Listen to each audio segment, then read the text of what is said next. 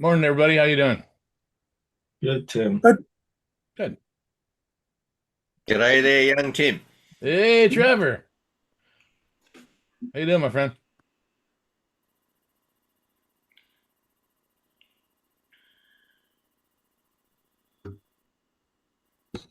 Hey, Tim. Good morning. Morning.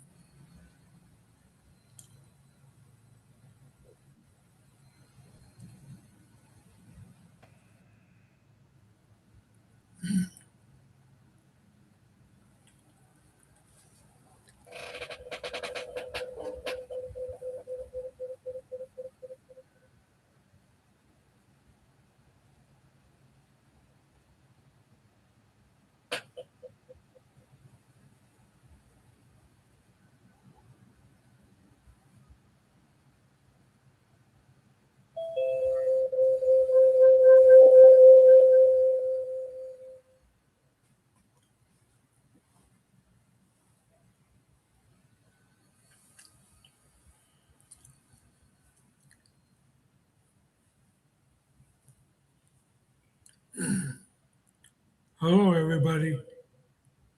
Morning. Morning.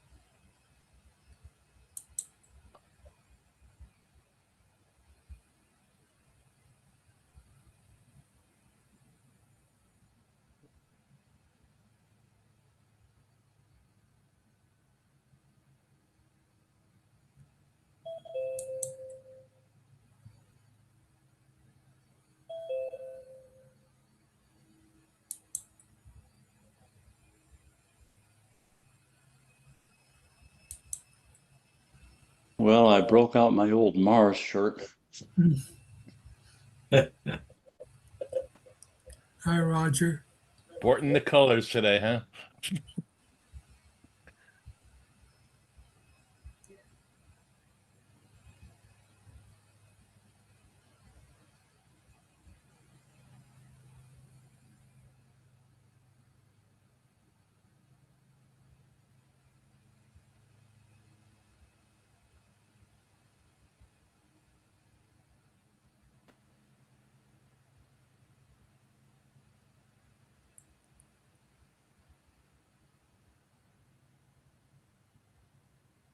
Bill Plant, do you still live on Earth? I think so. You Uh, know what I remember is when anybody asked you where you were from, you would tell them Earth. no, yeah. It's been a That rough. was entertaining response. But I've never had the guts to say it to anybody myself, you know. Oh, I've had a rough 2 years. Oh, Yeah, I'm sorry to hear that.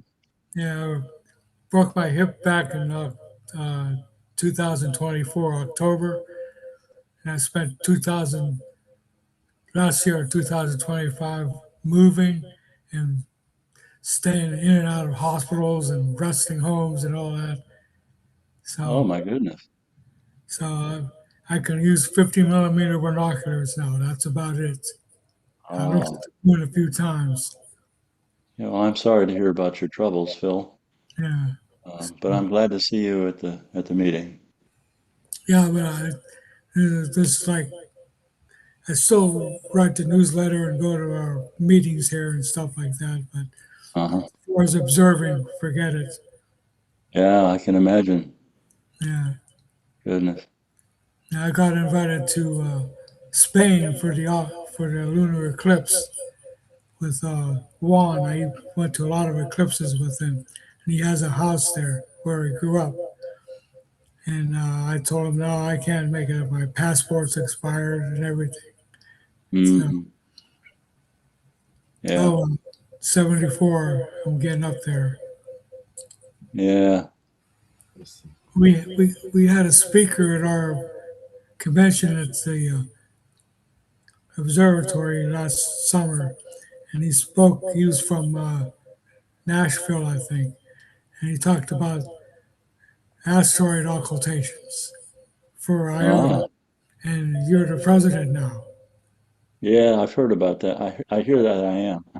Oh, I used to belong. I don't know if I still do or not. But the last occultation I did was in 2006. Oh, wow. Well, actual membership in IOTA is less important than making observations. Yeah, Most of the people who make observations are not members. I think they have right now about 140 members, and they pay dues, nominal dues. But they have got about 1,000 people who observe every asteroid occultation they can. You know what I mean? yeah, So, he had a software that showed all of it, and it has automatic cameras that point to it and take yeah. all the images. And Oh, yeah. it's far cry from holding up a microphone to a tape recorder or listening to WWV Right. Yeah. time signals. And oh well, those were the good old days. Ah, yes. Uh, so you're the Mars guy now, right? For ALPO. Yeah, that's again, I've heard that I am. Yes, sir. Yeah. Uh, didn't you go to an eclipse one time? I was there with you. I don't remember. Solar eclipse. Yeah, I've been to a number. I'm not sure that I remember one where I was with you, but Uh, I was with who a bunch knows? of guys from ALPO. The West Falls were with me a few times. Uh, what's his name? Uh, he was You're the like you're like ALPO. me. It's hard to remember those names. That's right. Daryl Nye. Yeah. He's with me in China. Uh, Mike Reynolds a couple of times Africa and then in Tahiti. So Well, you've seen your share of amazing things. pardon me. I say you have seen your share of amazing things. Yep. How are you, Phil? Oh, hi, I Frank. haven't seen you in a while. Yeah, I haven't seen you. I haven't seen anybody in a while. Uh, Just local if I guys. remember correctly, I think the last time I saw you when we had the meeting at Boardman, Ohio. That was like over 20 years ago. Yeah. No, wait a minute. I think I saw you at the ALPCON 2012. Were you there? 2012. Yeah, I was. Last one I was at was when we had it out in California with the Oh, okay. SAA or No, whatever. the one in 2012 was in Chicago. Yeah, I was at that one. You were there, right? I think that's the last time I saw you. I Okay. missed the one in Washington. Oh, okay. Yeah. I was on the way there, and the flight got canceled, so I got a room at the airport, and I went to go Yeah. board, and it said Yeah. I would get there late Sunday afternoon. It was after everything was over, so I just canceled it and went home. Yeah. All right. You still live in Ohio? Yeah. You still Fact, live in the same place, right? no, I had to move out of the apartment, and I'm back home where I grew up, where it all started. Yeah. So, Okay. and it's not that far, but yeah, I got new landlords at the place now, and I met a few people. I was going back from the hospital for hemoglobin checks to Right. Yeah. to where I'm at now, and I'd stop at the apartment to load my car up for there, whatever I could. So I saved all the books I could from what you guys wrote and Yeah. all that. Yeah, I think David Levy was the last guy I was with from ALPO. That was in 2015 in Iceland. Okay. So it's been an amazing trip. Hmm.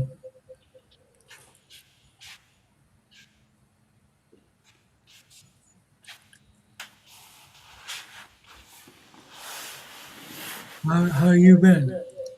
Yeah. Okay. I'm here. I'm glad to All see right. a lot of the same guys are still in charge of stuff.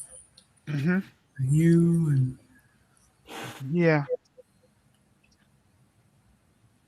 All right. yeah, I'm doing okay so far. oh, that's good. That's good.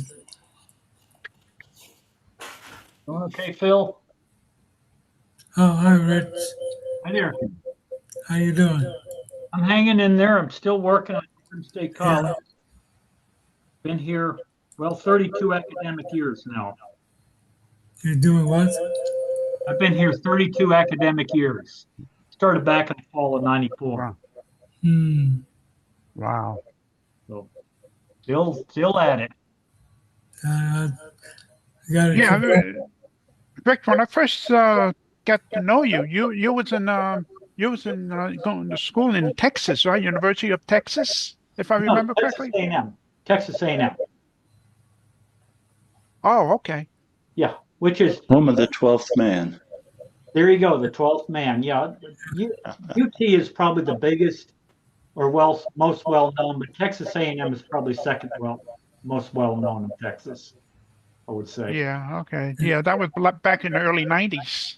Early '90s. Yep, that's Wow. right. 35 years already. Wow. All right. Yeah.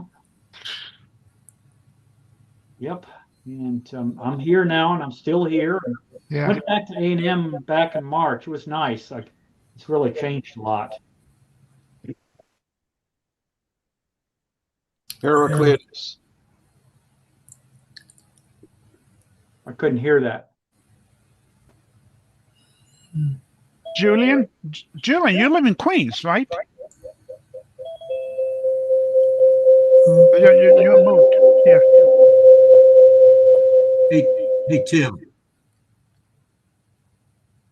Yes.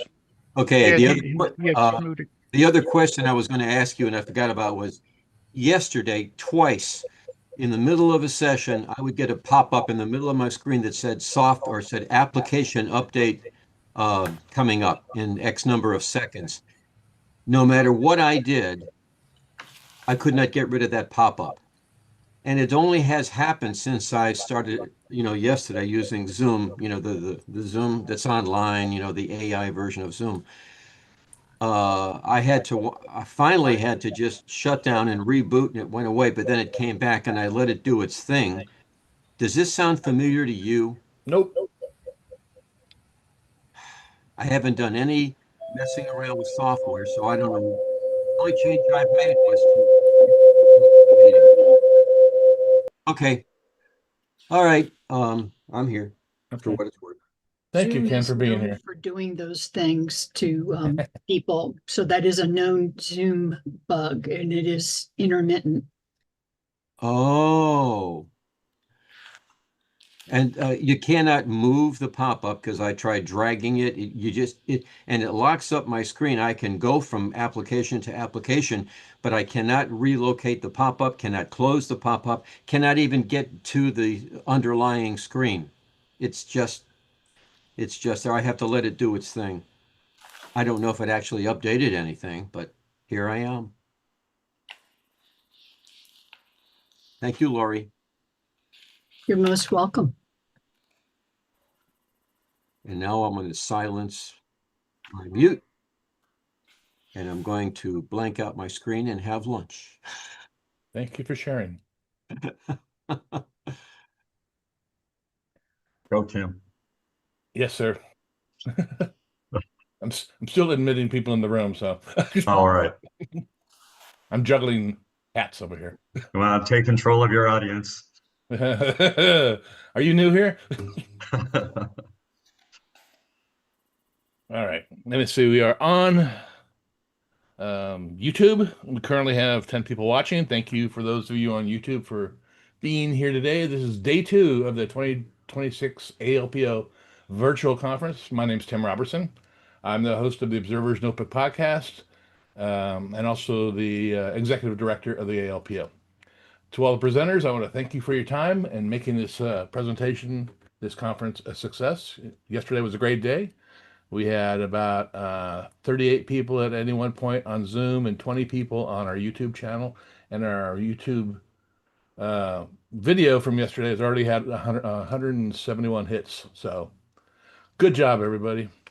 If you're watching on YouTube, please hit the subscribe button and the little bell and the thumbs up. That way you'll never miss any more episodes of podcasts or live events we might do. We passed 1,000 subscribers a couple weeks ago. We're now well on our way to 2,000. So thank you for that. If you want to interact with the presenters, you must be on the Zoom channel. We'll have open questions following everybody's presentation. I will be periodically monitoring the YouTube channel, so if you have questions, you can type them in there.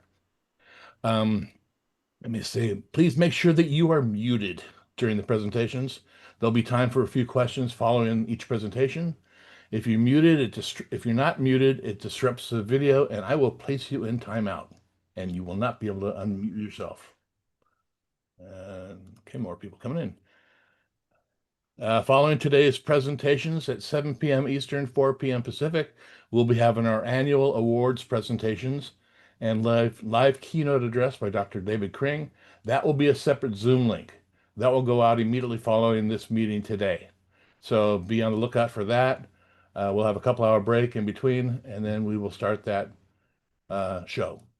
One quick note, if you haven't heard, the ALPO has a merchandise store, which coincidentally just went down yesterday. So we are working feverishly to get that back up and running again. So that is where we stand on that.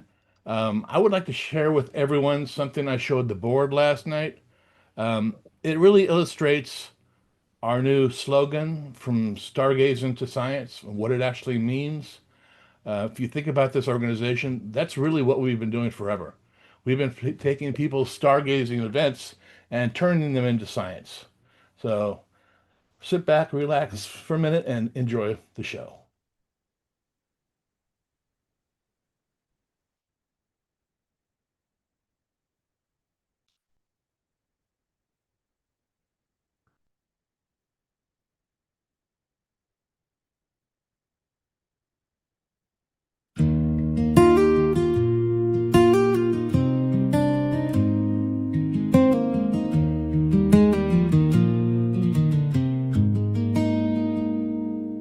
We look up when the night is clear, chasing worlds that feel so near. Moonlight dancing in our eyes, planets drifting through the skies. With every sketch and every view, we find a little something new. A quiet night, a patient mind. The universe is what we find. From stargazing to science, we follow the light, turning wonder into wisdom in the silence of the night. From stargazing to science, across the endless blue, Every eye upon the heavens brings the universe in view.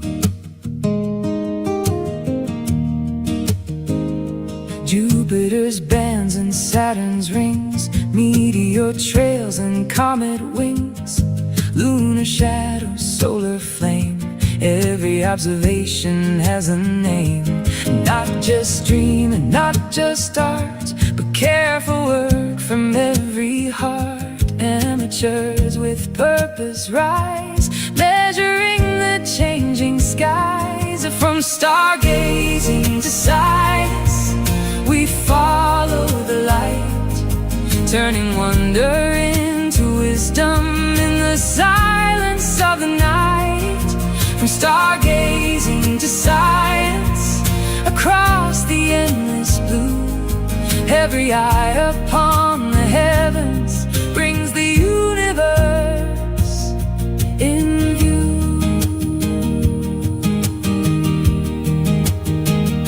We gather from the world around, where curious hearts and minds are found. With telescopes and notes in hand, together we help understand. No one watches the sky alone. In ALPO we found a home, a family joined by what we see and what the heavens teach us to be. From stargazing to science, we follow the light, turning wonder into wisdom in the silence of the night. From stargazing to science, with the ALPO family too, every eye upon the heavens brings the universe in view. One small telescope, one steady hand, one report from where we stand. Piece by piece and night by night, we help the world understand the light. From backyard skies to data shared, every careful note prepared, we turn our wonder into more and open up the cosmic door. From stargazing to science, together we climb, linking earth and sky above, across the halls of time. From stargazing to science, the ALPO family shines. With every star and every world, we cross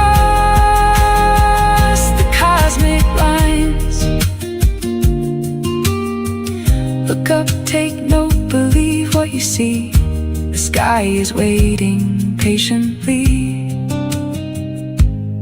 From stargazing to science, that's where we're meant to be.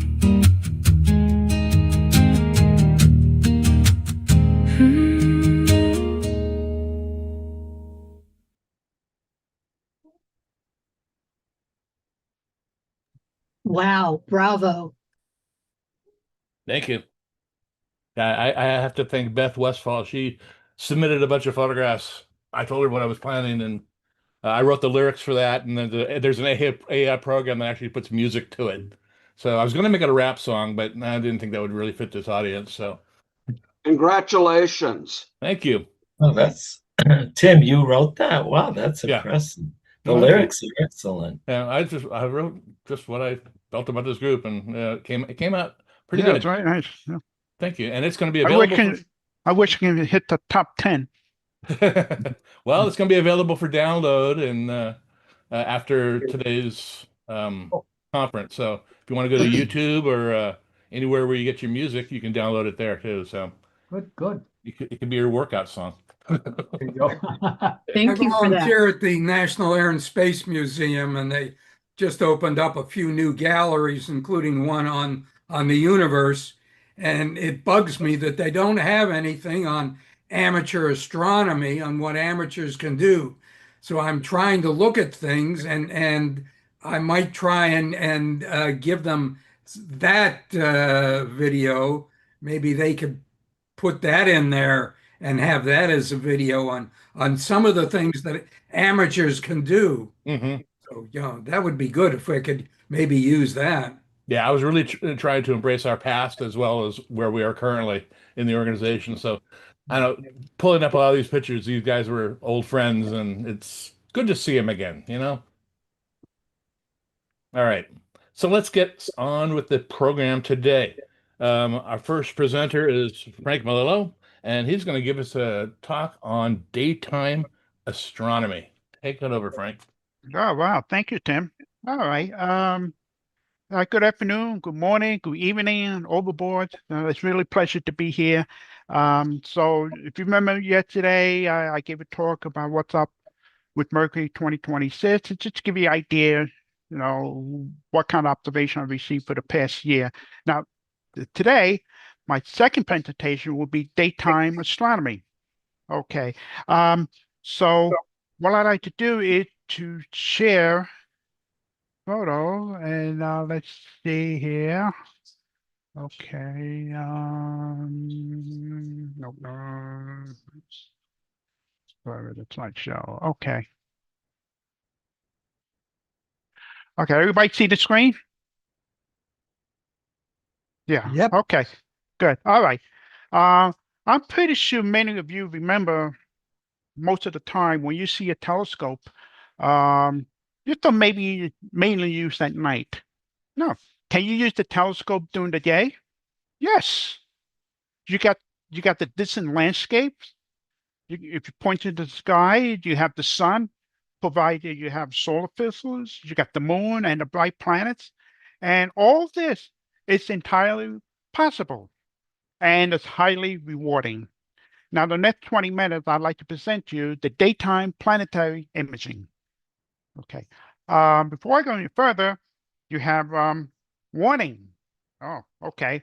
Well, when you use the telescope during the day, you have the sun, so you got to use precautions because the sun will be in the sky when you want to do daytime astronomy. All right.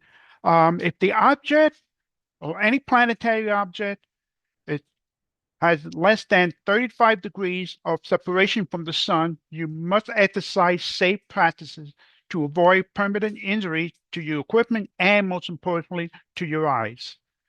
Try to place the sun behind the tactical, so you are set up in the shade. So in other words, you can use like the roof of your house, or maybe a very thick evergreen trees, or something in order to be in the shade to have to observe safely whatever the object you want to point in the sky. So you must be in the shade. So, okay, what are the advantages and disadvantages of imaging the planet during the daylight? Okay, let's start with advantages. Okay, we have, of course, imaging can be done in daylight. You don't lose any sleep. I like that one. The planets are bright. You can image the planets in your backyard. You don't have to go anywhere to see it. The backyard is fine. No need to escape light pollution. That's pretty good. If you live in an urban area or in the suburbs and you have a lot of lights, no need to worry about that. And most importantly, no mosquitoes. Now, I like that one. A lot of mosquitoes here at night, but during the day, you don't bother you too much. Okay. Disadvantages. All right, they are disadvantages also.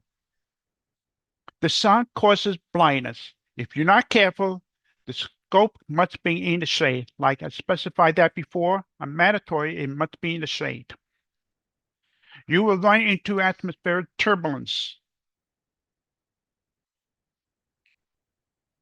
The clouds may build up during the day, with all the heating effects, the sun, and the wind may pick up. Of course, toward the end of the day, you get the winds, gutsy winds or something, or a slight breeze, especially toward the afternoon hours.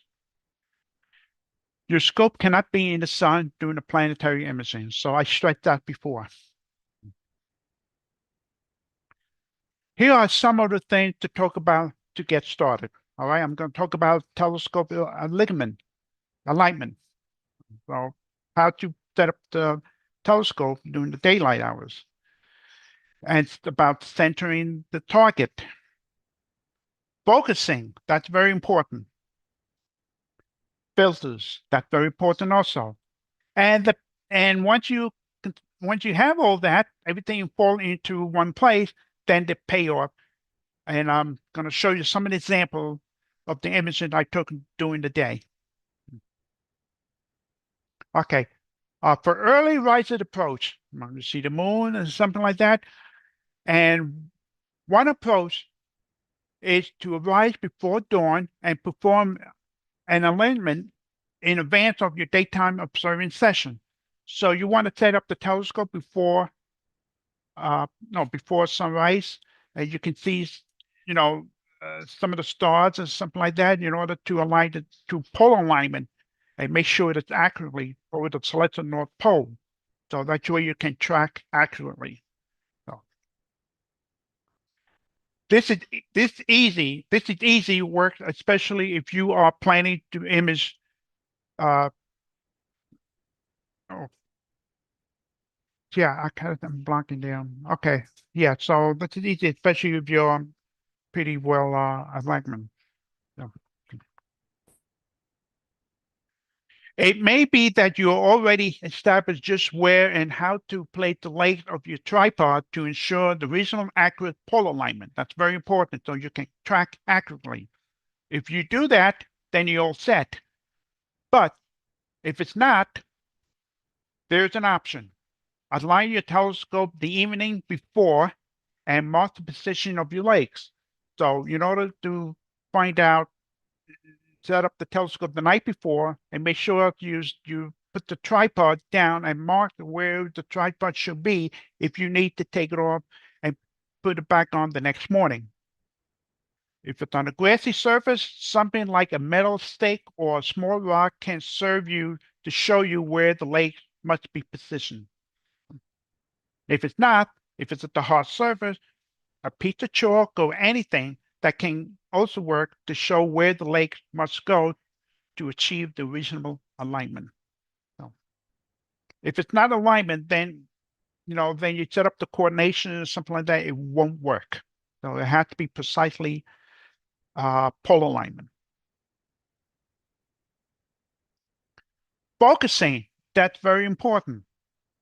And make sure the scope is in focus. You cannot focus your scope against the bright blue sky, right? You can easily sweep the target without even knowing it if the scope is not in focus. So always make sure it's in focus. But there's a way to do it. The moon is an excellent target to focus your scope. So the moon is always visible in daylight. If it's crescent or gibbous or last quarter or first quarter, the moon is always visible. You can focus it, then you're halfway there. If not the moon, Venus can be easily seen naked eye to get the scope focused. If Venus on the right side of the sky, where you're able to see it, it's easily visible in the naked eye. If you know exactly where it is, then you can get it focused once you get into the main tube. If it's not none of them, if not either the moon or Venus, perhaps a distant plane with the contrail might get the scope closer to focus. Yeah, if that works. And you see a lot of contrail with the plane up in the sky, probably in the distance, something like that, and you can able to get it focused. So may not be precisely focused, but it was close enough. It gets it focused. Now there are two more options. First, get the scope focused the night before and don't touch the knob after that.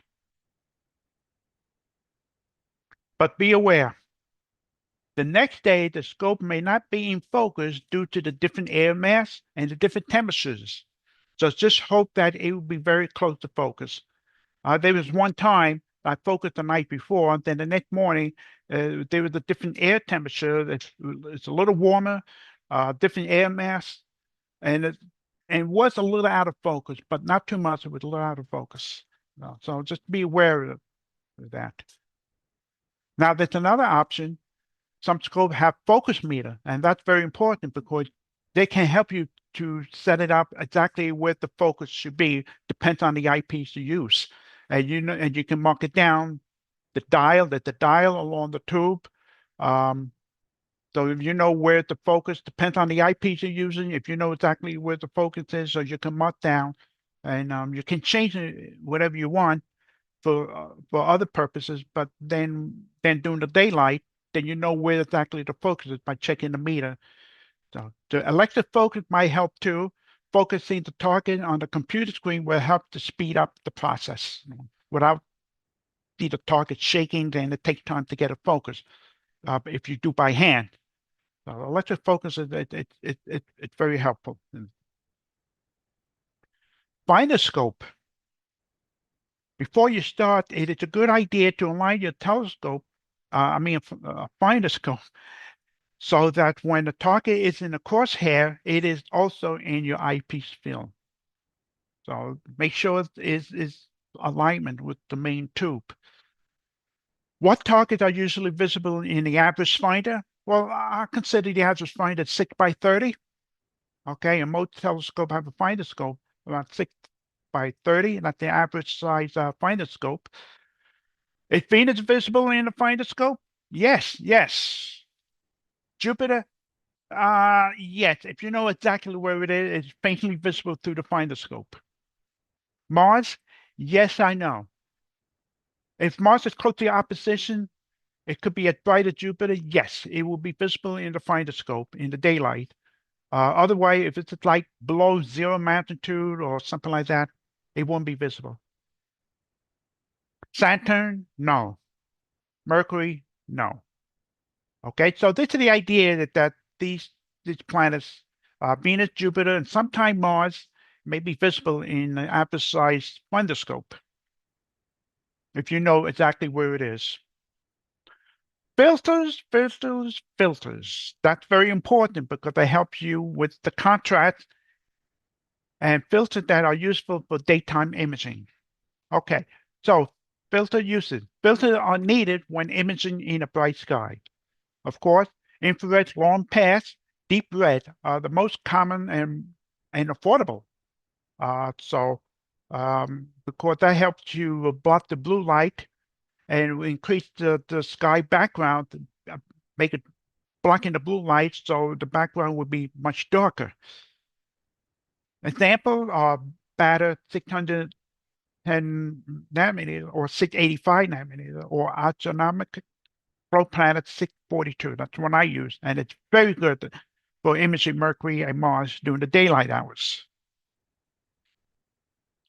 If you don't have those filters, a Robertson 25 red filter, a regular 25 red filter is fine if there's no other choice. Infrared is not impacted by atmospheric turbulence, so it's able to stabilize the seeing condition a bit more than if you would use a blue filter.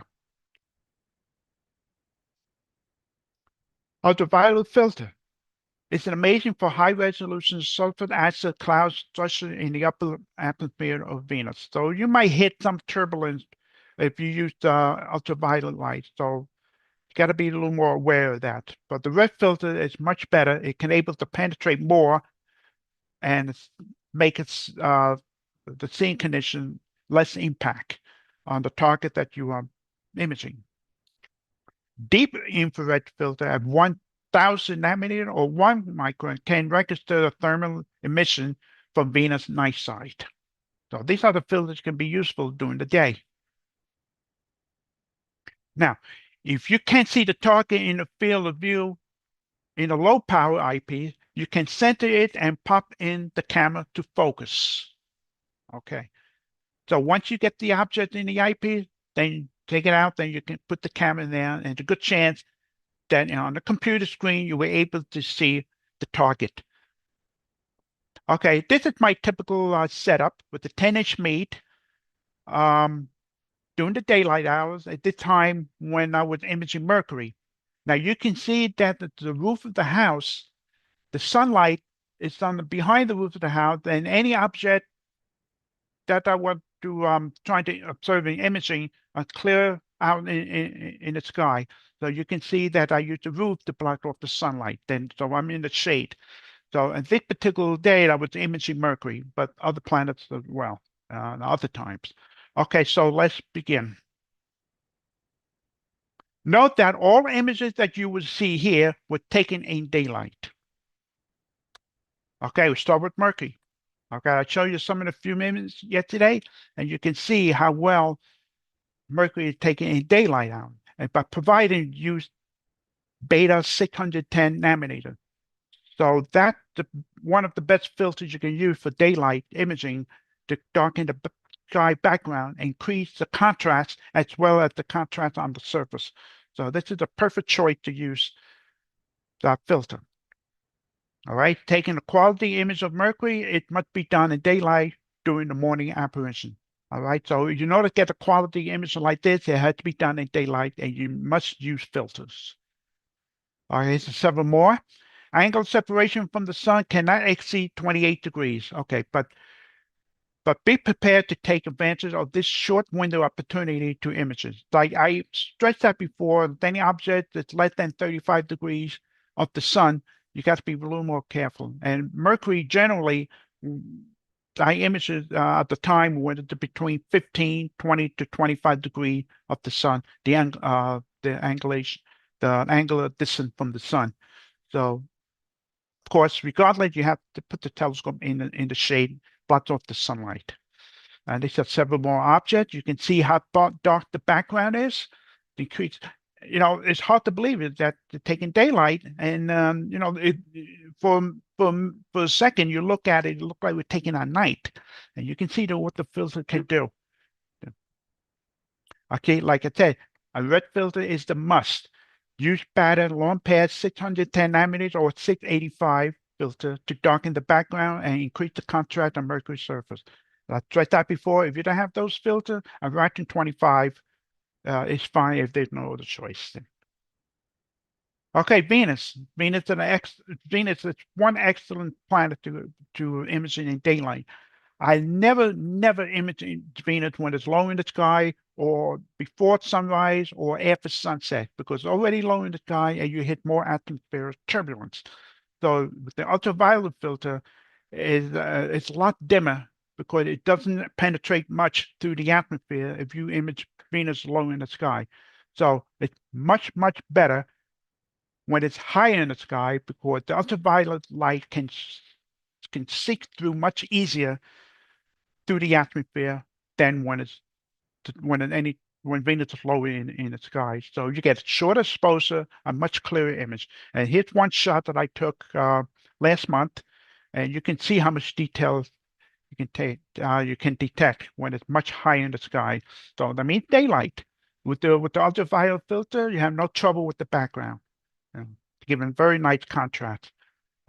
See, Venus is an easier planet to image in daylight, easy to find in the finder scope. Catching it higher in the sky improves seeing. There's several more shots. In ultraviolet light, we can image structure and pattern of the sulfur acid clouds lying high in the atmosphere. So you can see how easy it is to image Venus in the daytime when it's much higher in the sky. The infrared, dedicated features can be captured in the middle cloud deck, especially during the better seeing condition. And you can see the image on the right side, and there's very little marking detected in the infrared as opposed to the ultraviolet light. And you can see much more detail there. Venus, a complete halo.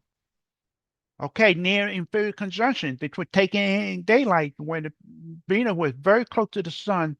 If I remember correctly, it was here 4.8 degrees north of the sun. It was taken in daylight, and luckily the sun went behind the roof of my neighbor's house, and Venus just stood right above me in a clear spot, and I got the shot of it. If you look carefully, you can see the halo, and even though it's low in the sky, but even though you can hit some atmospheric turbulence, but this is the short exposure and much longer, shorter exposure and a shorter focal length. So you can see the whole depth, and you can see the positive and the negative, as you can see, it can bring out different kind of detail, and you can easily see the halo on the dark side of Venus. So at that time, it was just a little less than 5 degrees of the sun. So that's got to be very, very carefully to do something like this. So, okay, yeah. So this was taken near inferior conjunction, past either north or south of the sun. But on January 8, 2022, this was taken. Venus was just 4.8 north of the sun, about less than 4 hours away from the exact time of the inferior conjunction. It was taken 1 hour before sunset, when the sun is behind the roof of the house across the street of my neighbor's house, and Venus was just above the clear spot. Again, a red filter must be used to capture this. Okay, and also during the daylight, well, just around sunset, I was able to capture the dark side of Venus. During the crescent phase, the night side which is facing can be imaged just around sunset. No later than that, because otherwise you get too low in the sky, then you hear a lot of atmospheric turbulence. A deep red filter on 1000 nanometer or 1 micron is the must. With this filter, a thermal emission radiation which is hot enough to glow on the surface to be imaged, as you see here, and you can see the dark side right here, and perhaps some of the fainter markings here. So this is the wind simulator, and this is the thermal map what Venus look like on the dark side, but it's very hard to see. Yeah, just see this portion right here. This right corresponds to this here. Why is dark? Because it emits less light at perhaps higher altitude, so it emits less light and it's cooler, so that it appears darker. But, so this is one of the advantages of Venus taking around close to daylight and sunset or sunrise at the time. Mars, yes, Mars was taken in daylight. This was taken 2 years ago, and unfortunately I don't have an eastern horizon. I have a good eastern horizon, so there's no way to get a quality image like that at 5 arc second when it's very low in the sky. And it had to be done and higher in the sky as possible. And it was taken near close to the meridian from where I live. And there's a plan that you have to do it in order to find Mars. You have to plan well in advance. Daytime imaging makes it possible to capture early and late stages of Mars apparition when it's light at least 40 degrees of the sun. It's more shot, and I can do color too. And if you look carefully, you can see the bluish background right here, and so that picked it up. The color can able pick it up the background, but use the filter beta 610 nanometers. That's a good choice to use. The ability to view high in the sky with less atmospheric distortion make it easy to work this tiny disk, 4 to 6 arc seconds. And that time Mars was 5.6, so you can see how clearly the detail can be seen when it's much higher in the sky, and the filter must be used. I stressed out that. Now, during the dust storm last August of last year, you can see some of the dust storm here, and it's taken in daylight.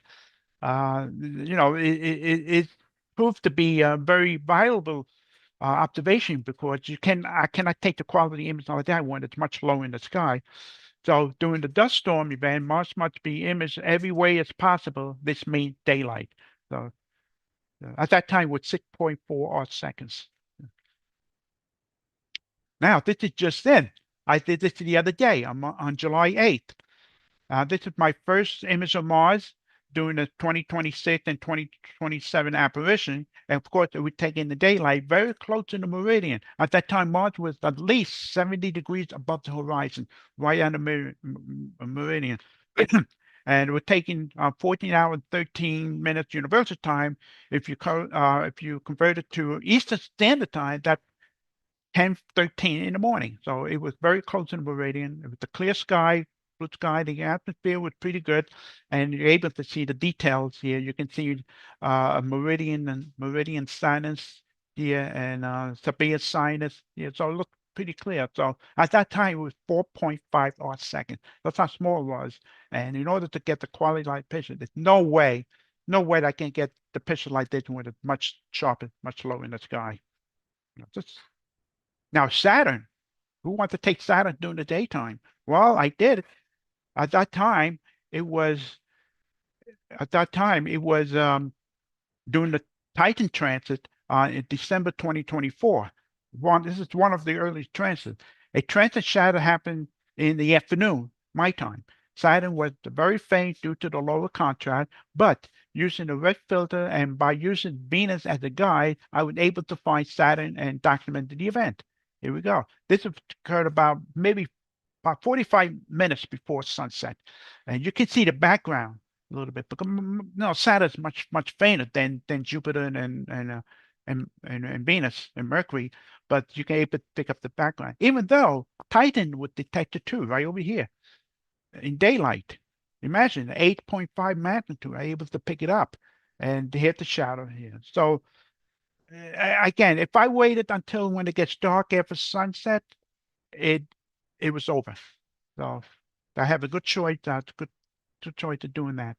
And thanks for Venus because I use Venus as a guide to find Saturn by set up the coordination.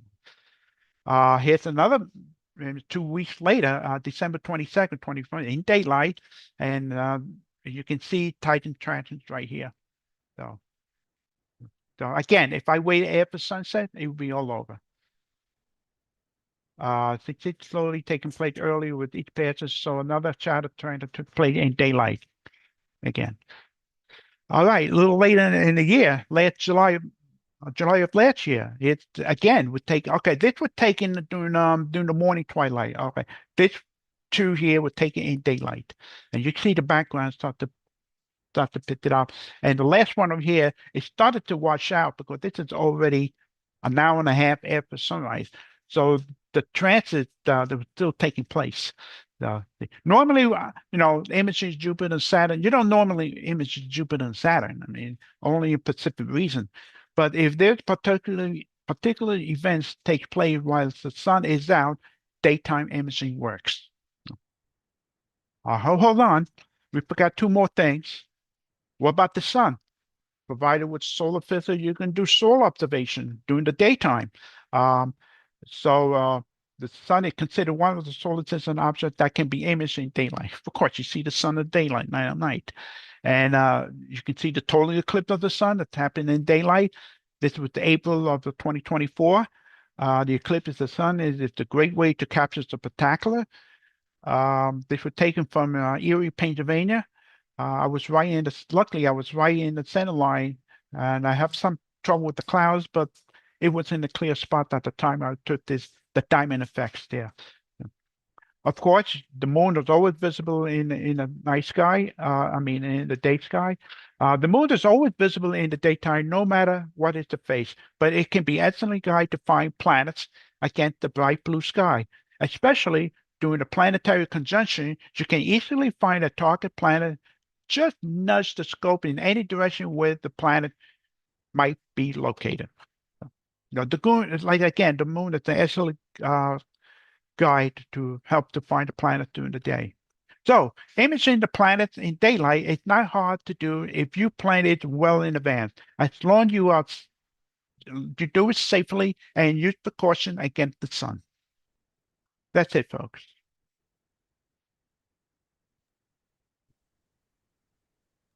Frank? Hey, Frank. Yes. I know most people are really concerned about the dynamic planets of Jupiter and Saturn because there's so many changes, but I want to say Mercury is getting short shrift, and you are a real treasure for what you just showed. Oh, yeah. Yes.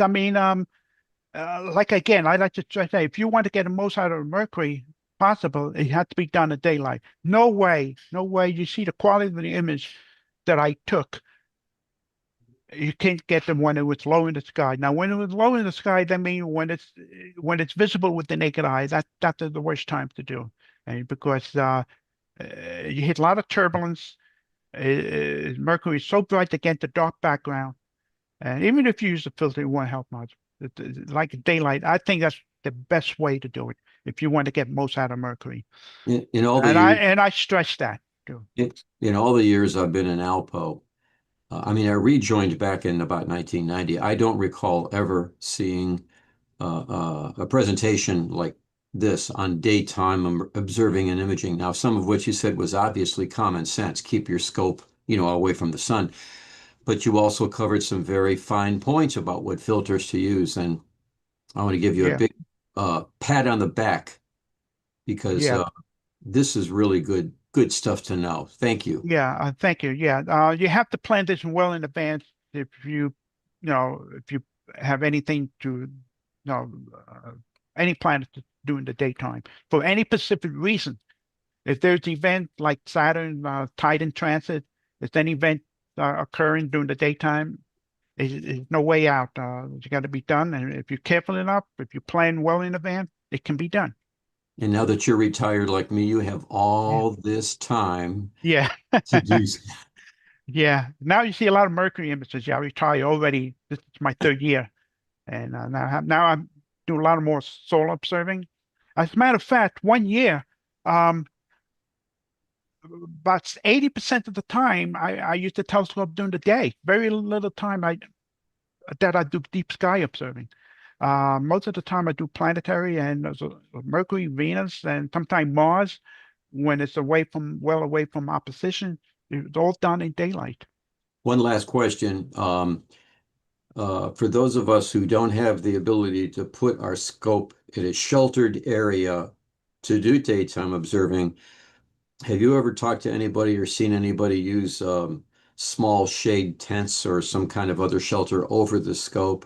Because you didn't mention that. No, not because I don't have anything like that.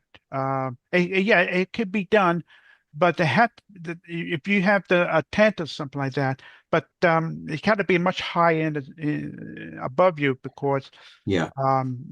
you need a little more shade. It's more shadier that way.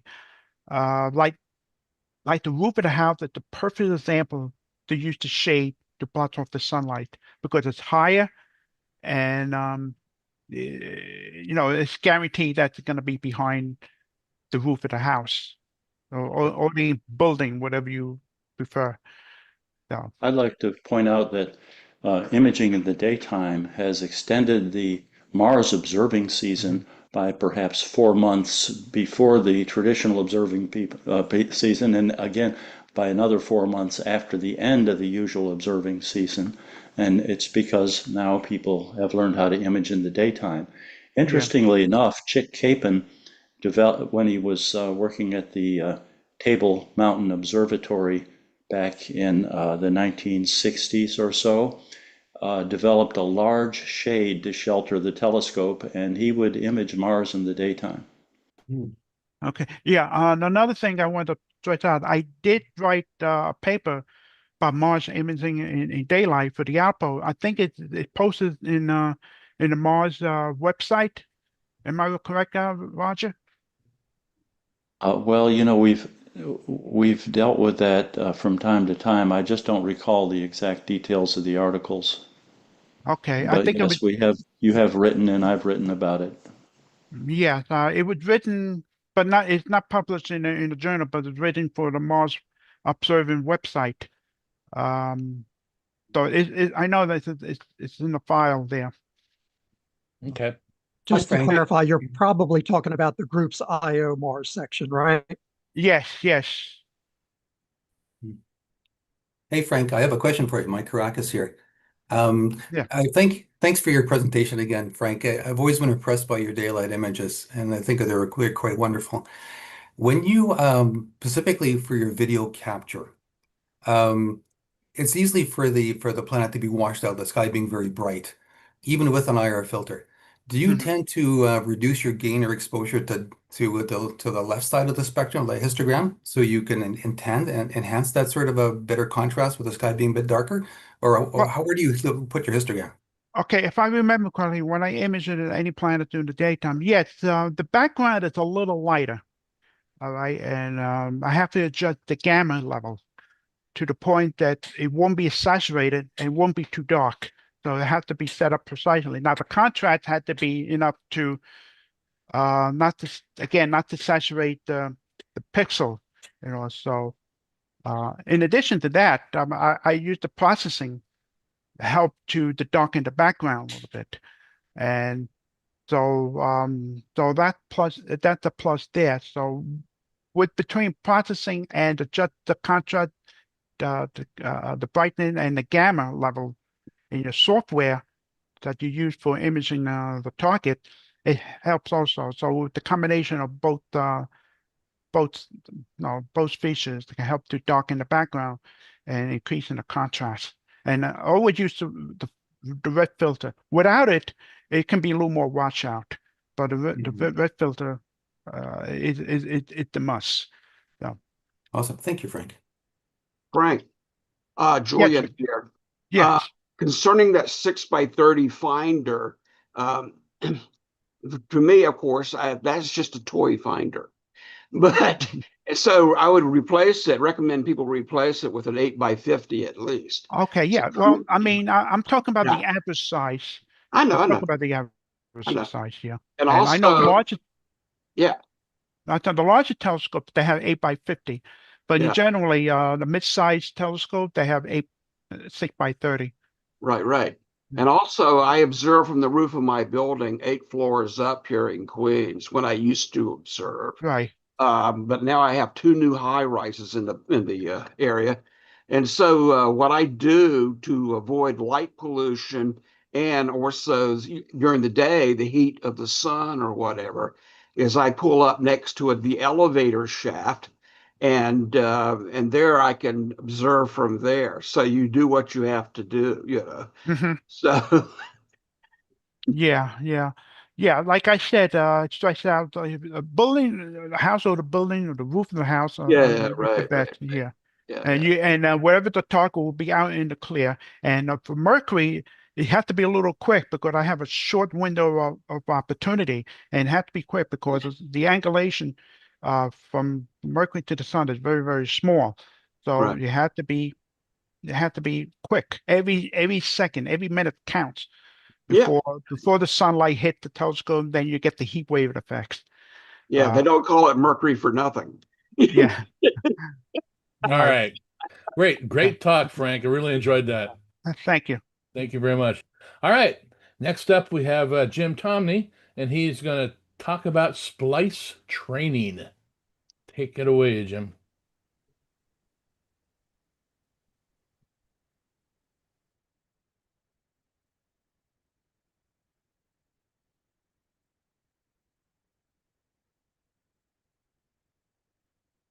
There's my audio button. Okay. Let me get the right screen back here. Okay, everybody seeing the screen okay? So the Splice Mentoring Program, this is a program for ALPO members who desire feedback or guidance on using software tools to turn video captures into a finished image. So Splice, what is Splice? Well, the term lucky imaging, which we've had for a couple decades now, to me, it really doesn't reflect the skill and the discipline behind modern planetary imaging. Seeing conditions may offer moments of luck. Absolutely, steady skies get a much better image, a much better result. But only a trained imager is going to be able to capitalize on those moments. As the saying goes, luck favors the prepared. So solar, planetary, and lunar imaging with computer enhancement. That's what we are using. That's the term that I'm using here, the acronym SPLICE, which I think is really a clearer, more accurate description of the process that we're doing. So the advent of SPLICE, and ALPO's role in the evolution of it. Splice basically depends upon a repeatable process to arrive at these sharp images. You capture, you rank the quality of the images, you align them, stack them, and then sharpen them. That's kind of like the chain that we use to get to our end product. So Don Parker, who for many years was, I believe, a section coordinator of the Mars section, he really showed the way for this technique. And Parker actually began in the old film days using Tecpan film in his darkroom and did stacking with film. So he would take a lot of, images of Mars on film, look at the ones that had the better seeing when he took them, and then stacked those. I cannot imagine the effort, and it really speaks to the man's patience to be able to do something like that to produce a result. But his work did indeed prove that stacking the best shots from multiple short exposures gave superior results. And then when Hurricane Andrew came along and destroyed his observatory, when he rebuilt, he didn't go back to film. At that point, electronic imaging was coming, digital image was coming. He switched over to CCD imaging, which of course you can take even more images quickly, and then you have an easier time of manipulating and stacking those. And so he really never looked back after that. And that really opened the door. He began producing images as an amateur that rivaled some of the professional observatories. And people really, stood up and took notice of what was happening. So why do we want to look at doing a SPLICE mentoring program? So the most obvious reason is we want to promote high quality amateur imaging of the solar system. It will support scientific research if we can help deliver consistent, well-documented observations. So this kind of ties into my talk yesterday a little bit about what do we do with your observation, putting it into the image repository. So let's raise the level of quality. If we can raise the level of quality of things going into our image repository, that makes it even more valuable for the scientist in terms of being able to use it. And in turn, if we improve the quality, this strengthens the pro-am collaboration, providing scientific community a searchable image repository of amateur observations of good quality. So the target audience for this training, it is open to ALPO members only. This is part of your membership benefit. We really are kind of targeting new imagers, people just kind of getting started, people who want to get into planetary imaging or lunar solar imaging. It also really could be used by an intermediate imager, people who have been doing it for a little while, but they'd like to get some feedback and potentially refine their technique. This is not really intended for those of you who are, professionals almost, guys that are, and girls that are already out there producing high-level scientific results. But you're welcome to participate. But we will mention that priority, because we can only take on so many people at a time, the priority would always be given to a new or intermediate imager. So what is the training format? It is going to be self-paced for the most part, either video or PDF, the sort of thing that you can download, review, and then certainly ask questions of the mentor if you have, after reviewing it, if you have some questions about it. The material will be hosted on the ALPO website. So this means if you haven't already done so, you'll need to register as a user of the website, which is not difficult. And you'll have your ALPO membership linked to your account, because that way you will be granted access when you enroll to the parts of the website that are focused on providing this training. And each module will focus on a core step in that imaging chain that we kind of referenced earlier. There also, a key fundamental here will be collaboration with your mentor over Zoom to provide feedback and encouragement for your processing. There also will be a final quiz, not a mandatory thing, but a quiz to kind of assess your mastery of the skills that have been covered. And upon completion of the course, you'll have a PDF which is suitable for printing out and framing if you so desire. So what is it going to cover? Let's dig into a little bit more of that. So we're going to try to be doing end-to-end processing of one-shot color OSC planetary videos, or I keep saying planetary, but you can also, at the same time, lunar or solar as well. We definitely will be using open source software tools. We will be looking at image stacking, alignment, sharpening, and annotating your image. And an important note is that the technique of doing RGB, where you take the series of monochrome images, that's not what we're going to be doing here. We're going to be doing the one-shot color. And let me pop out here, get back to where I should be.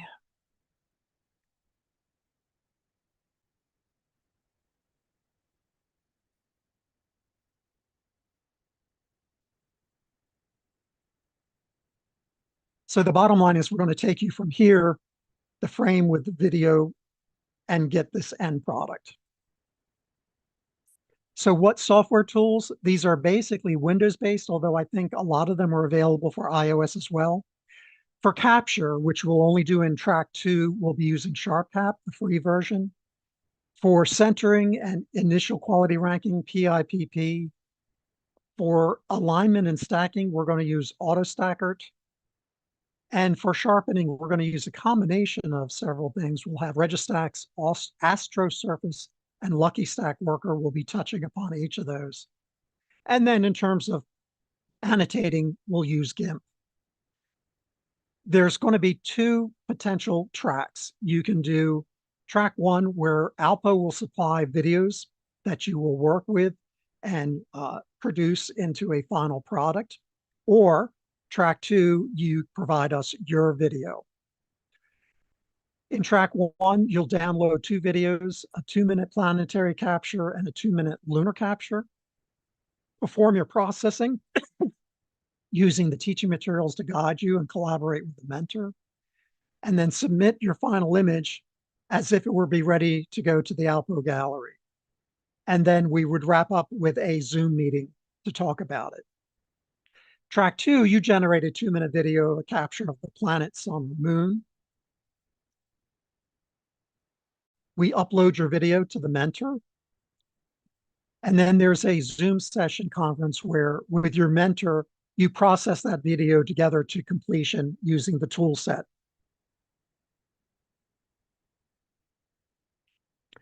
So how do you go about enrolling? Again, if you are an ALPO member and if you have registered on the website, you can log into the ALPO website and navigate to alpoastronomy.org/training/splice/enroll. And there will be a form there for you to fill out. Complete the form, and then a member of the training team will reach out to you with additional information to start your journey on your training. Timeline. You can register now. Registration's open. This page is functional.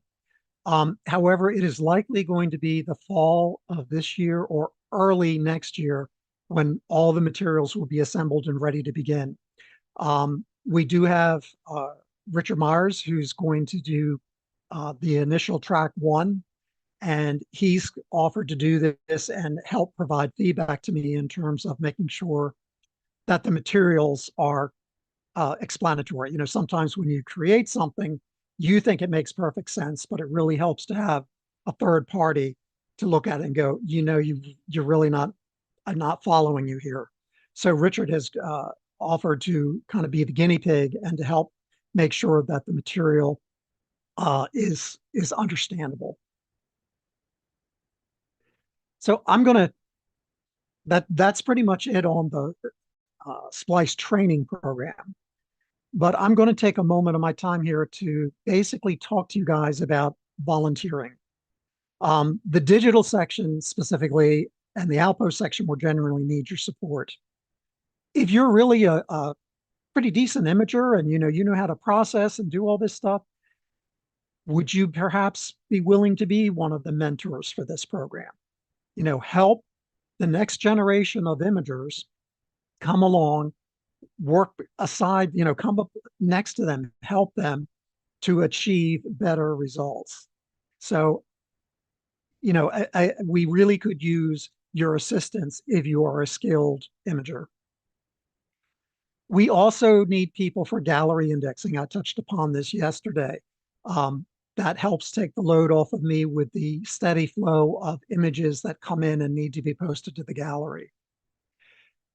We could definitely use people for calendar administration. The website has calendars for each section. So if you enjoy going out and going, oh, here are the list of Mercury elongations, and plenty of resources out there for events, celestial events that are happening. You can help provide those rather than that falling back just on me in terms of searching out and delivering calendar entries. I've already talked about being a splice mentor. Assistant section coordinators. This is something that we definitely need. And that doesn't mean that you have to do the whole 9 yards. If you enjoy a particular planet, Jupiter, Mercury, Venus, the sun, whatever, you can reach out to the section coordinator and just let them know, hey, I really enjoy this particular target. And they may be able to find a small way for you to help support that section. So I'd urge you to kind of consider reaching out to your section coordinator and just express your interest. Say, hey, I love this kind of stuff. It really fascinates me. And maybe you can collaborate and find a way to help the section. We do also do webinars. We can always use, if you have a particular technique or something that you would like to discuss, we would love to have you as a presenter. We just had one last month on how to process images using wavelets that I thought went over really well. So again, if you have a particular experience, maybe offer to do a webinar.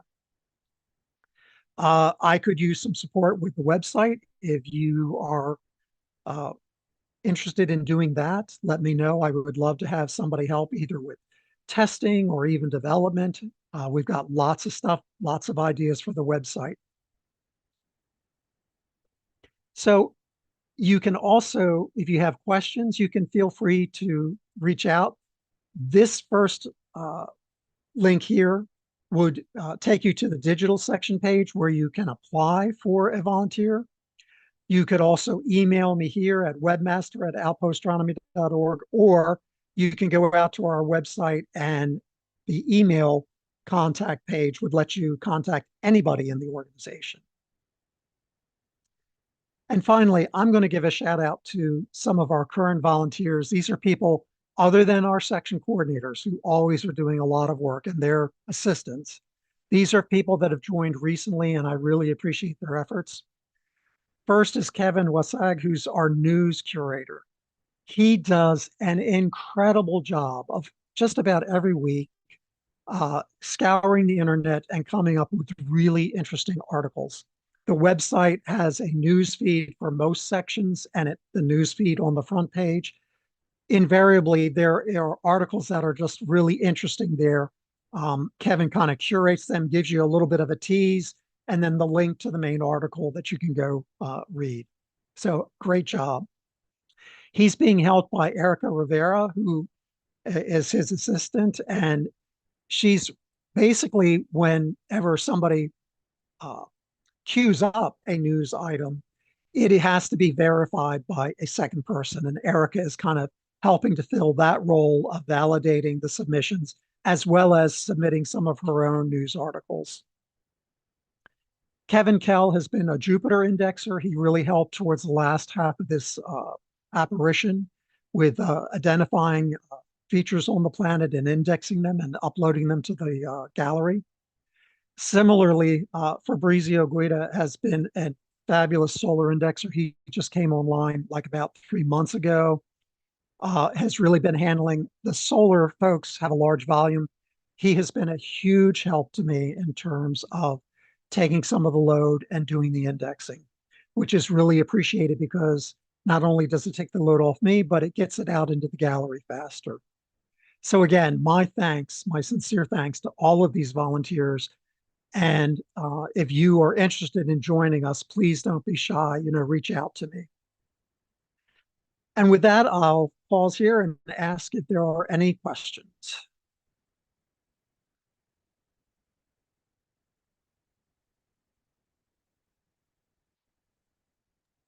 Nope. Lots and lots of good info there. Thank you. Yeah, I'd like a list of the good iOS apps.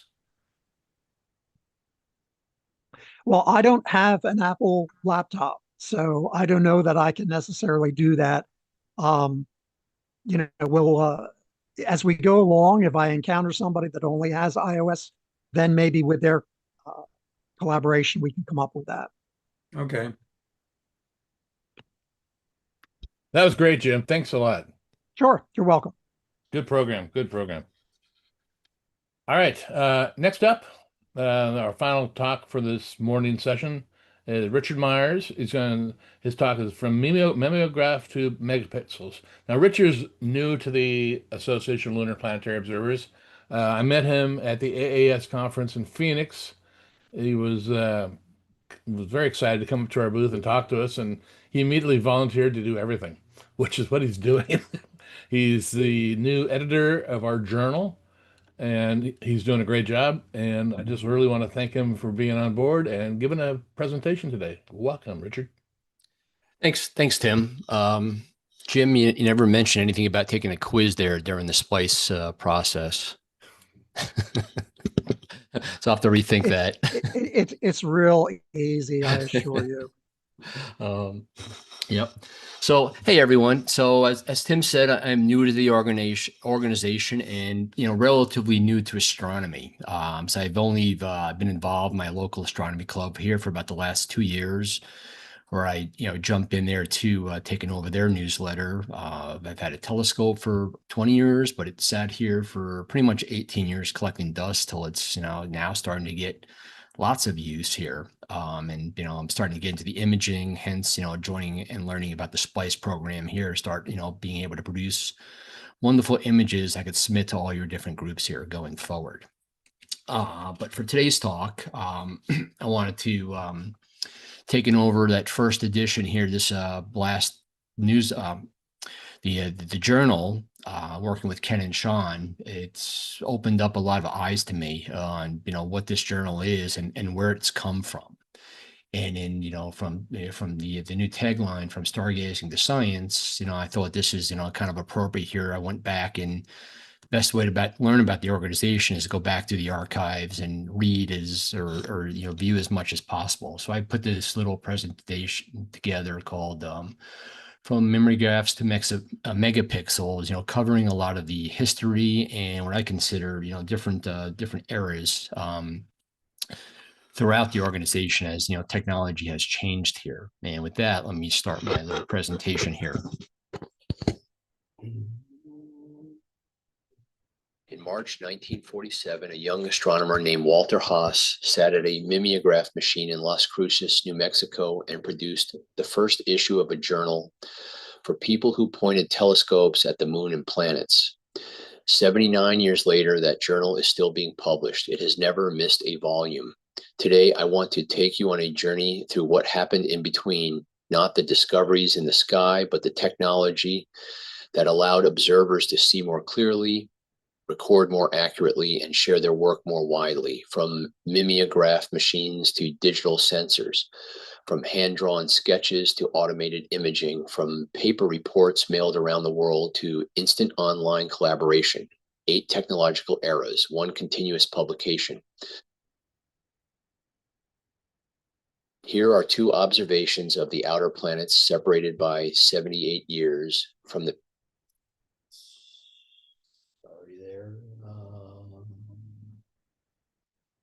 stop sharing.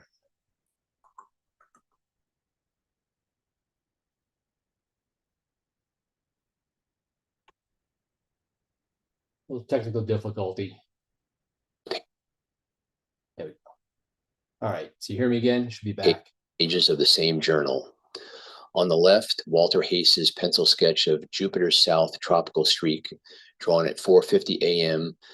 with a 6-inch reflector, mailed to New Mexico, transferred to a mimeograph stencil, published weeks later. On the right, The 2022 to 2023 apparition of Jupiter by Richard Schmoody, digitally captured, quantitatively analyzed, peer-reviewed, and published within months. Same journal, same fundamental question. What do these planets look like right now? But look at the gap between them. The sky hasn't changed. Our ability to read the sky has.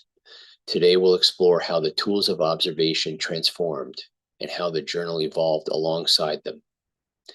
Everything you'll see comes from the journal, the actual pages, reports, and observations published through the decades. And the story begins in an era when the most important instrument wasn't a camera or a computer. It was the human eye. Next, here are two observations. There exist amateur astronomers, there exist the telescopes they have built, there exist the moon and the planets. That was the founding logic. Connect the three and you have a discipline. For the first decade, every observation in the journal is a pencil sketch on a standardized disk, blank. The only detector is a trained human eye, sometimes helped by a rat and color filter, already a well-established standard. Hold on to this detail. Hass's first volume established a standardized set of required fields for every observation: date, time, location, instrument, sky conditions, and a description or sketch. That same discipline still defines modern reports, whether visual, photographic, or CCD. The form moved from paper to digital upload. The fields barely changed. This was crowdsourced planetary science decades before the term existed. And within 10 years, the journal was already wrestling with its first rival to the eye. Same issue, May to June 1956. On the left, H.P. Wilkins draws the crater Gutenberg through this 25-inch Cambridge refractor, noting several clefts as new discoveries. In 1956, a skilled eye could still outresolve a photograph. On the right, Moore and Chappell's photograph of the moon from Lick Observatory's 60-inch reflector. Here's the irony. Both are trapped inside a mimeographed journal. Whatever the eye or camera captured, the page determined what members actually saw. That tension between what technology can capture and what technology can publish runs through this entire story. Then in 1957, something flew overhead that no telescope was designed for. This is the journal's first collision with the space age, and it's wonderfully improvised. 1958, Lyle T. Johnson of Welcome, Maryland, successfully observed 1958 Beta 2 Vanguard satellite, the 6-inch spherical satellite nicknamed the Grapefruit. The observation was made on April 15, 1958, using a 10-inch reflecting telescope. The satellite was approximately 2,400 miles, 3,860 kilometers away at the time of observation. Johnson used radio tracking predictions from the mini-track station to accurately point his telescope before the satellite appeared. The satellite was extremely faint at about magnitude 13 to 14, and Johnson believed it would have been invisible in an 8-inch telescope. Position measurements were determined by plotting against a star atlas, while timing was recorded with a tape recorder. At 38 times magnification, the satellite moved slightly more than 1 degree across the sky in just 13 seconds, illustrating the challenge of manually tracking satellites. This wasn't luck. This was a pre-computed catch of a faint, fast target, Johnson's own remark. Now, data like this, if more is available from other observers, might be of value in determining whether the erratic orbital acceleration is due to variations in the upper atmosphere or due to differences in the orientation of the satellite near perigee. A backyard observer proposing a testable hypothesis in the same breath as the raw numbers. It demonstrates how amateur astronomers quickly adapted traditional telescopes to contribute useful observations of the new space age objects, foreshadowing today's worldwide networks of amateur satellite observers. In 1958, the message was already, your eyes are needed. The space age arrived as an opportunity. The Camry arrived as a competitor. Next, this is the journal's first. This photograph is associated with ALPO's first photography article in volume 11, 1957.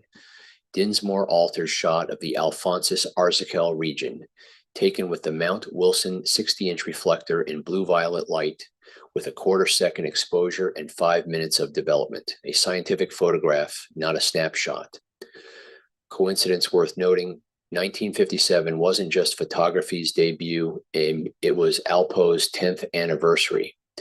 Membership had grown to roughly 450 worldwide. 6-inch reflectors were increasingly joined by 12 and 16-inch instruments. ALPO became an affiliate member of the Astronomical League in 1954. Its first convention was held in Flagstaff in 1956, the same year as this photograph. But while members debated drawing versus film, machines using neither were about to rewrite the maps entirely. This is the first true disruption, and the journal's response reveals its character. For a century, observers mapped Mercury, assuming it was tidally locked. Maps were drawn, features were named. In 1965, radar measured Mercury's true rotation, 58 to 59 days. Every visual map rested on a false premise. Because Mercury's true rotation produced librations, observers had actually seen more of the surface than they realized, but interpreted those views using the wrong rotational model. Hodgson wrote, "Far from causing discouragement, a more accurate knowledge of Mercury's rotation should serve to unscramble some of the former discrepancies." No defensiveness. Correction reframed as opportunity. Radar rewrote the maps. The next machine mailed its photographs directly to the club library. August 1966, a spacecraft in lunar orbit photographs the moon. NASA sends 13 of those photographs, not to a university, but to the amateur club's lending library. 8x10 glossies, borrowed like books. One showed the far side, another showed a crescent Earth over the lunar limb, a view no human eye had ever seen. Sinus Maghdi, about 26 by 40 miles. The horizontal stripes are artifacts of orbiter's radio scan transmission. No eyepiece on Earth ever produced this view. The distribution was pure 1947, prints, library, mail.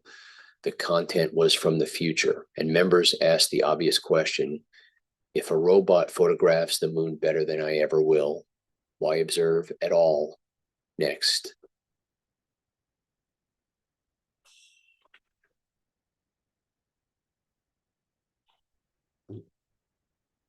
By 1970, participation collapsed. 6 lunar recorders published a paper titled Crisis in the Lunar Section, a program for the 1970s. Your lunar section is presently at a crossroads. Never before has the lunar section been faced with such lack of participation. Meanwhile, the cover of that issue was an Apollo 8 photograph. The mimeograph journal now ran NASA imagery. Their argument was sharp. Orbiter, Ranger, Surveyor, and Apollo had not photographed everything worth photographing. They captured limited lighting at limited moments, snapshots, not long-term records. Features like domes, ghost craters, rays, and subtle ridges reveal themselves only under varying illumination across the lunar day. That requires continuous watching, something spacecraft cannot do, but amateurs can. Their solution: continuous monitoring and a formal lunar training program. By October 1967, 579 reports came in, 42% focused on Aristarchus because trainees were directed there. ALPO survived the space age by finding the works machines couldn't do. The next machine didn't fly. It arrived on a desk. Galileo measured lunar mountain heights in 1610 using geometry and patience. In 1988, Harry Jameson's Commodore 64 did the same calculation in seconds. His program was 350 lines of BASIC. To get a copy, you mailed him a blank diskette with a stamped return envelope. He mailed it back. Around the same time, Jeff Beach built WIMP, the Windows Interactive Mars program, to help observers plan and record observations. By 1997, ALPO's computing section launched the digital lens covering hardware, software, telescope control, and the internet. Jameson's point: thousands of unmeasured heights and depths were now open to almost anyone. The computer didn't replace the observer, it freed them from the arithmetic. In 1988, computers compute. In 1989, they begin to connect. 4 signals appear in one issue, October 1989. A CCD at Palomar recovers a lost periodic comet. Director Westfall publishes his CompServe ID, first step onto a network. Commercial software illustrates an eclipse article. The Venus section coordinates amateur observations with pioneer Venus orbiter scientists. 7 months earlier, Tim Berners-Lee had circulated a proposal at CERN, vague but exciting, for something called the World Wide Web.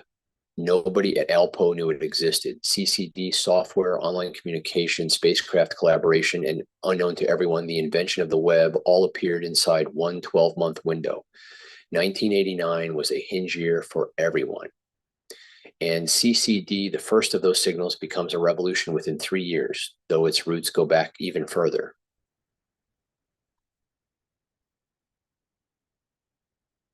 This is the earliest CCD technology in the story, a videotape frame of Mare Crisium, recorded by John Westfall in 1991 with a Sanyo black and white CCD video camera on a 10-inch reflector. Captured to SVHS tape while chasing a possible lunar transient event. These low-cost CCD video cameras, later marketed as Astrovid systems, became a popular entry point into video astronomy. 8 years later, in 1999, CCD moves from experimentation to institutional recognition. Damian Peach is appointed acting assistant coordinator for CCD Images, the first dedicated CCD staff role in the organization's history. The same issue includes Melillo's review of an adaptive optics unit. It doubled resolution, but cost $4,900 with an 8-month wait. January 1997.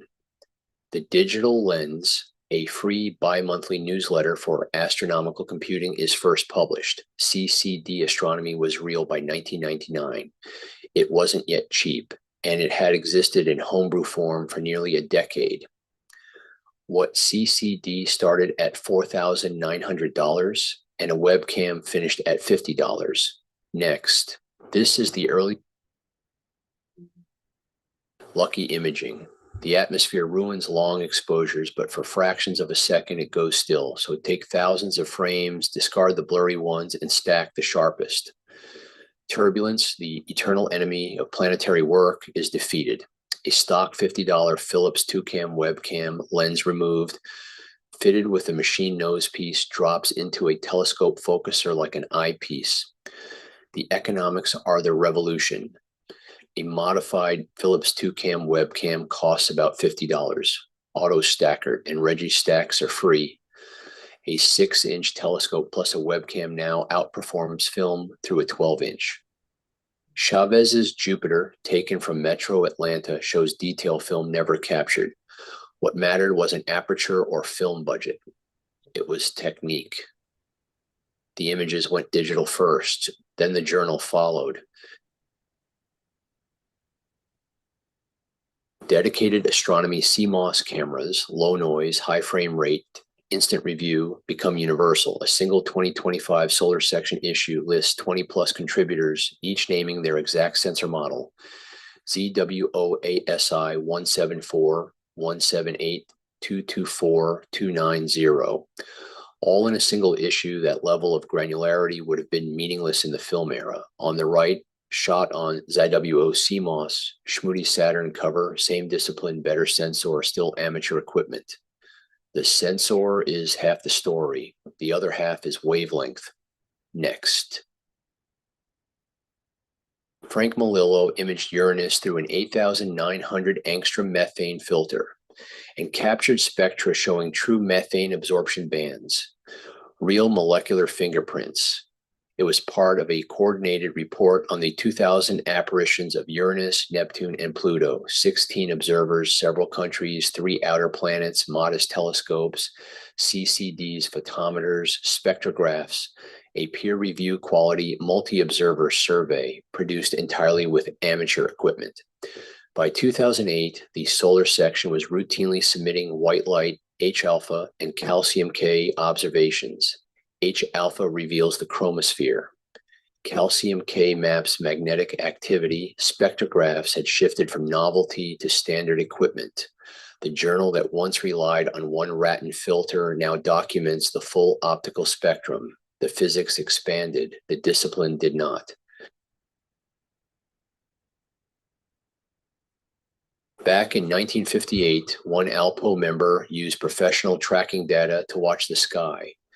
A reminder that your eyes are needed. In 2025, Carl Hürgenrother article, members are invited to Rubin's Comet Catchers program. Volunteers examining real images from an 8-meter telescope with a 3.2 gigapixel camera, because human eyes catch what automation sometimes misses.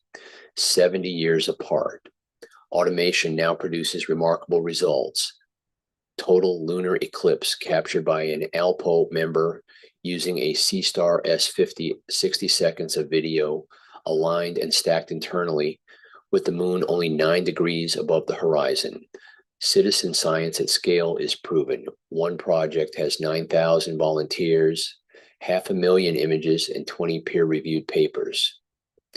8 eras, one arc.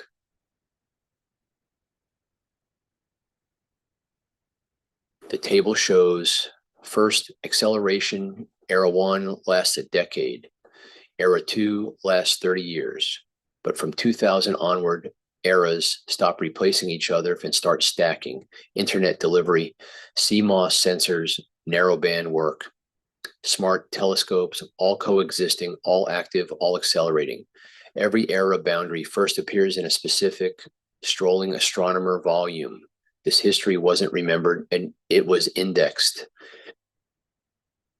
The table shows. So for the next 10 years, era 9 here, I put together some, ideas here I came up with here, searching the internet, searching the journal itself. This first one here, a AI searchable archive, which is I sort of created here a prototype version here to be able to pull data from the archive itself here. Another idea is a AI trained model being able to seeing patterns and predict the millisecond of a nice seeing window. So you're not recording constantly. It'll trigger recordings on demand when it detects a possible good seeing condition in the sky. So your camera's not running full time. So these are all just hypothetical ideas I've come up with here. And networking a fleet of telescopes as a distributed array. As Jupiter patrol crosses every longitude. So you're able to capture everything. You imagine having us set up 50 C-stars across the globe to capture an eclipse event from the multiple angles itself.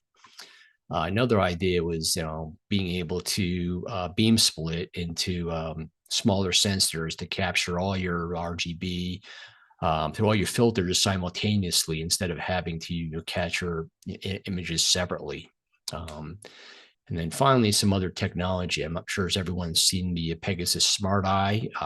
It is pretty amazing looking at the deep space objects, but like to see something like that more focused for planetary, where you're viewing something, but it's also doing the imaging simultaneously. This is not really new, but going back to the journal itself, I didn't see many, well, actually, I didn't see any articles on using the software-defined radios to capture information. So this technology has been around for years, but the journal, we just haven't really had any focus on it other than making people aware of it. A couple other, interesting ideas. The let's see, what is this? This is a far-fetched one. Us ALPO sponsoring a CubeSat to put into orbit with a orbiting platform of a telescope on there for us to utilize and capture without atmospheric interference, and then also 800 frames a second. So I'm assuming new Sony cameras coming out in the future here, much higher frame rates. So just kind of circling back here, back to the 1957 and what the organization is doing today is, you look and you read these things. It's a lot of overlap, right? Grow the observation corps, connect the network, and build and share the infrastructure. So these, key points, outlined in the 1957 are still relevant to the organization today as we, continue to grow each of these different sections. And finally, which era are we in now, and what's the next one going to look like for us? So, I want to open that up to questions and see discussions. And I do have one other slide, a couple of slides right after this Q&A session here, if we have time. So, thank you.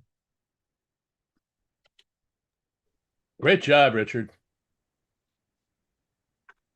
Thanks, Tim. Any questions?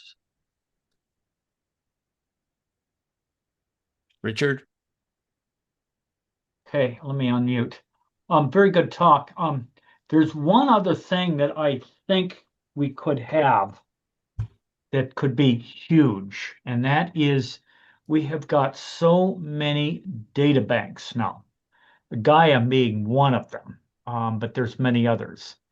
I know there's a lot of talk about instruments and whatnot, but there's just so much that we can learn from these data banks and just looking at, for example, asteroids and getting photometry of them, for example. And so I think that's one era I think that could open up as well. And of course, I mean, don't get me wrong, the instruments are important, but just using the data banks. And of course, there's huge amounts of images from spacecraft and whatnot. So I just wanted to make that as a comment. And maybe, do you think that could be something very big, Richard? Yeah. I mean, absolutely. I mean, definitely, data mining, especially now with AI, makes it, tremendously easier to pull data from this. I mean, I spent probably like 2 hours. I got copies of all our journals going back and created this simple program to go back and index everything, where I could search things based on keywords and pull out, where the different technology started, such as when the first issue had DSLR in it. And that definitely could apply to all the many of these other data banks. And you sort of see that in the universities and professional world starting to do that, especially with Vera Rubin, right? That's a huge, data. There's way too much data for people to process. So it's, building a process for AI to handle something like that. Well, thank you very much, Richard. Hey, Rich, you may or may not be aware of this, but what you've demonstrated when you mentioned how we've gone full circle is when Walter Haas founded ALPO, by the way, it's the ALPO, like the FBI. Yeah. When he founded the organization in 1947, it wasn't just happen chance or happenstance. I had read over and over how frustrated he was. He was a professor of mathematics was at New Mexico State University, but he was so frustrated with the professional astronomical community that they would not take amateur contributions seriously. And he already had proven how detail-oriented some amateurs could be. And it was very difficult breaking through that glass ceiling, so to speak. And here we are now where, from what I understand, the professional community routinely reaches out to us for contributions from our membership of images and data. So we have truly and happily succeeded in achieving Walter's goal when he founded the ALPO in 1947. We've done a great job, and you've done a great job putting that right out there. Yeah. I also want to add that the next week I'm interviewing for the podcast a scientist from the Vera Rubin Observatory, and they want to talk about citizen science. That's the focus that they want to talk to us about. So that's a big deal telescope, and if we can get involved with that, with the imaging and everything else, so I'm really looking forward to that conversation, and that one's going to go out in the next month or so. So looking forward to that. Yeah, I mean, there's this. I mean, I just went back and reading all these articles from the past, especially in the early 70s. Are we going to be replaced or obsolete?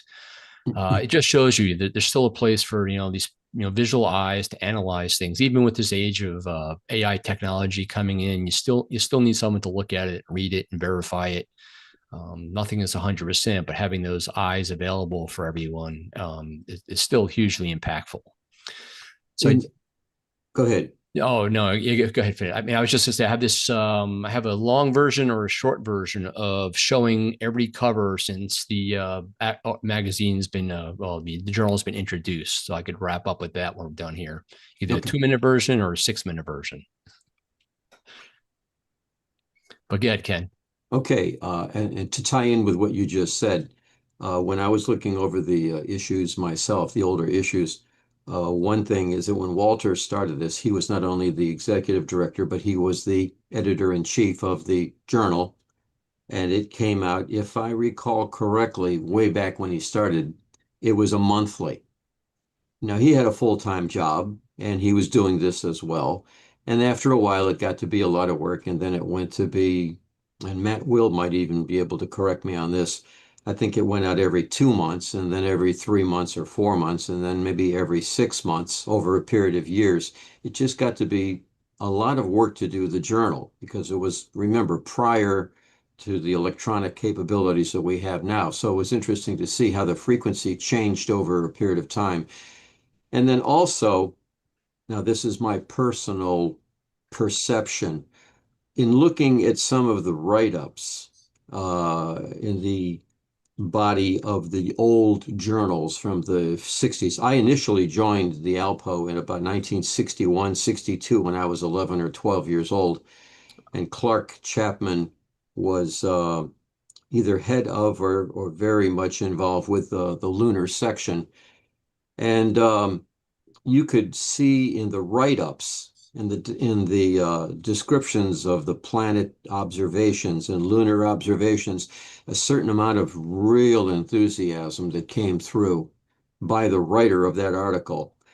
And nowadays, in the journal, we see really good detailed write-up, but I don't know if that personal enthusiasm still comes through like it used to. But everybody has their own view of things after they read something.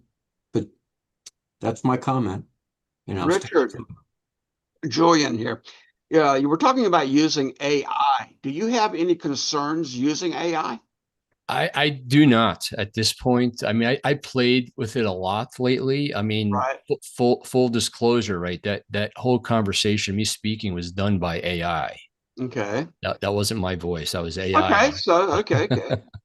But yeah, I mean, security, personal information in the cloud, yeah, maybe not that stuff, but doing analytics, I mean, definitely don't want it. As Tim pointed out in his last article, is we don't want it, influencing or changing images, right? That's the biggest concern. Okay. All right. And we don't want that, right? To be able to analyze and point out something super helpful. Thank you. Go through a data set, yeah. Also, a comment on that, Richard. My professor, Augustin Sanchez La Vega, on his PIVOL database, a couple of months ago now, he's put a notice there that any data submitted to the PIVOL database that has been in any way processed using AI will not be accepted. So they don't want data that has been processed using software that is in some way involved AI. Yeah, I agree, but it's super hard to what are some of these applications like a lot of people in PixInsight use some of the Russell Croman stuff. How much in the back end, what is he actually doing back there with the AI to enhance those images?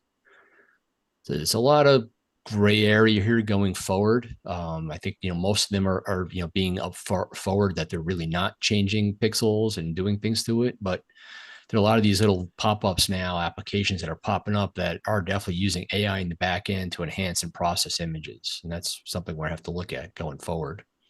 I see. I don't have that problem. I'm old, and all of my equipment is old, and all of Yep. my software is old, and it works. And I produce very high res data. Excellent. Yeah, that's great, Trevor. Appreciate that. So if not, I have says 6 minutes, but I put this on overdrive. So if you have, you don't like flashing screens, you probably want to turn away from this. But this is basically a capture of every cover of the journal since the inception here that we've logged and gone forward with here. Great, run it. So let's run it.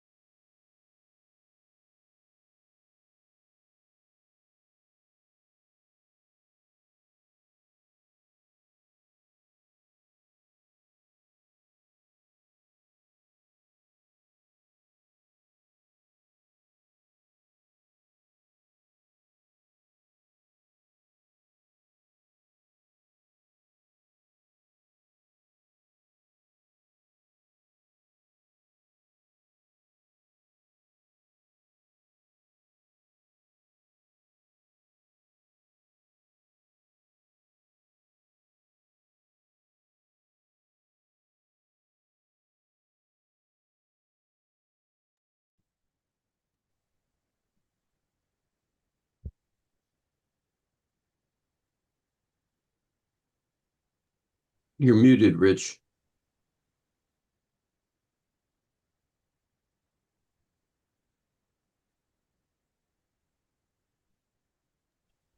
Okay. So you didn't hear the music, right?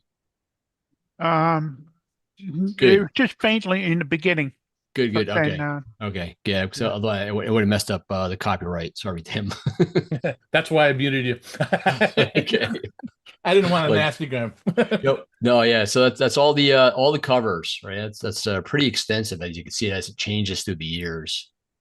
So super impressive, and I'm super excited to start working and putting out these journals going forward. So thank you guys today. Fantastic. Good job, Richard. Really good. Thanks, Richard. All right. That'll end it for this first session today. We're going to take a break until quarter after the hour. But if you'd like, I will replay the video one more time. Sound good? All right.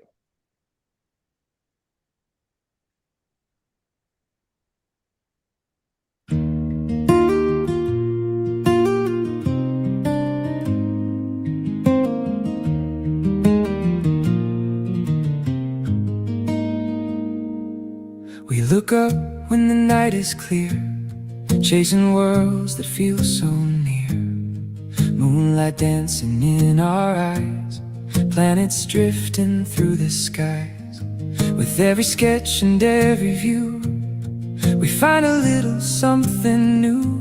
A quiet night, a patient mind. The universe is what we find. From stargazing to science, we follow the light, turning wonder into wisdom in the silence of the night. From stargazing to science, across the endless blue, every eye upon the heavens brings the universe in view. Jupiter's bands and Saturn's rings, meteor trails and comet wings, lunar shadows, solar flame. Every observation has a name. Not just dream and not just art, but careful work from every heart. Amateurs with purpose rise, measuring the changing skies. From stargazing to science, we follow the light, turning wonder into wisdom in the silence of the night. From stargazing to science, across the endless blue, every eye upon the heavens brings the universe in view.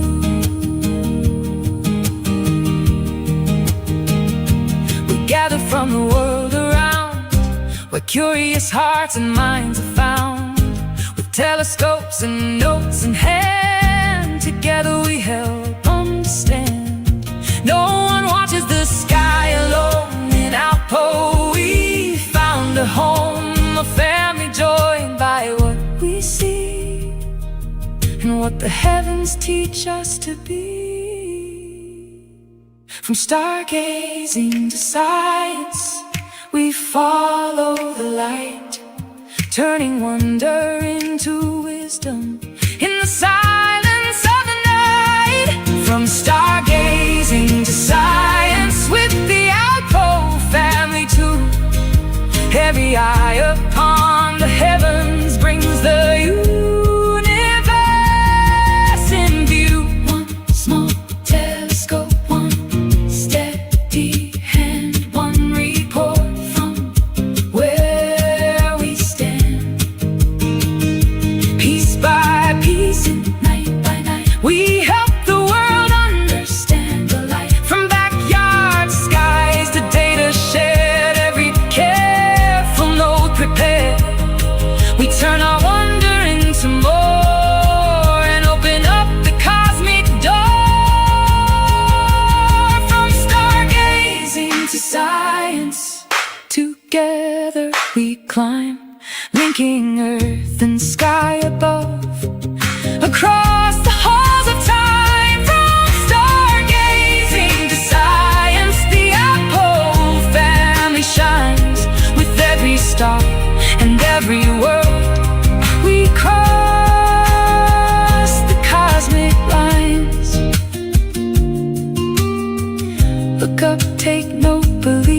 you see, the sky is waiting patiently.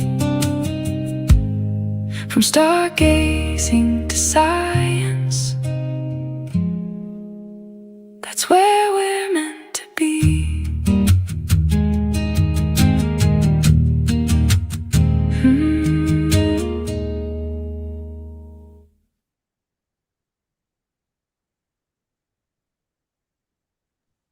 Thank you.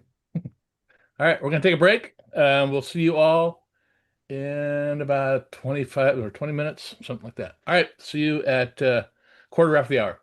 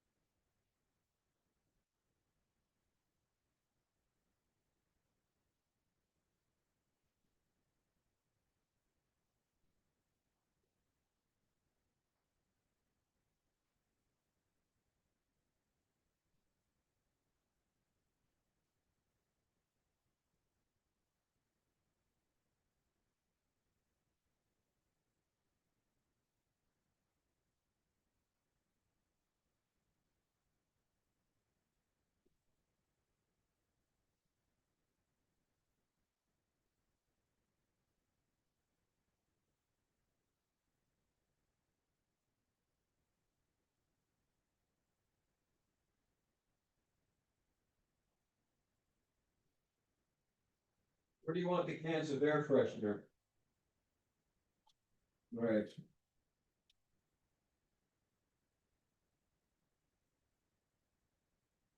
All right.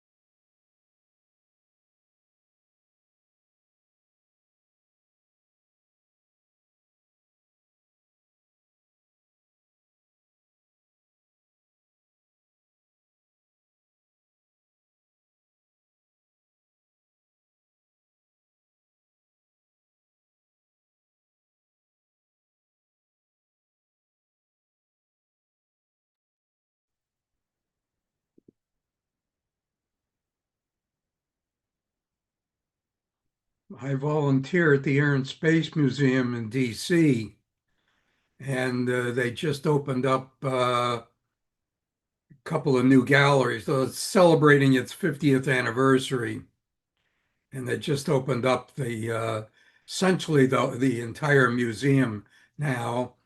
And the most relevant museum gallery to us is the Explore the Universe gallery. And I kept trying to get them to talk about amateur astronomers and what amateurs do. And of course, they did not. So in about 2 years, they're going to open up the planetarium, not the planetarium, but the observatory with what is called the Bezos Learning Center.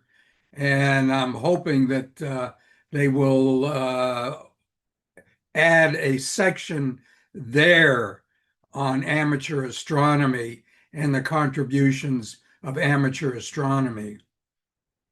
What I do now, and I was there yesterday for 3 hours, they've got a solar wall where they have large images from SDO, and I talked for 3 hours on the last 4 days of SDO images in multiple wavelengths. So I talked to the people who come by, and of course I try to get them interested in maybe doing a little observing themselves.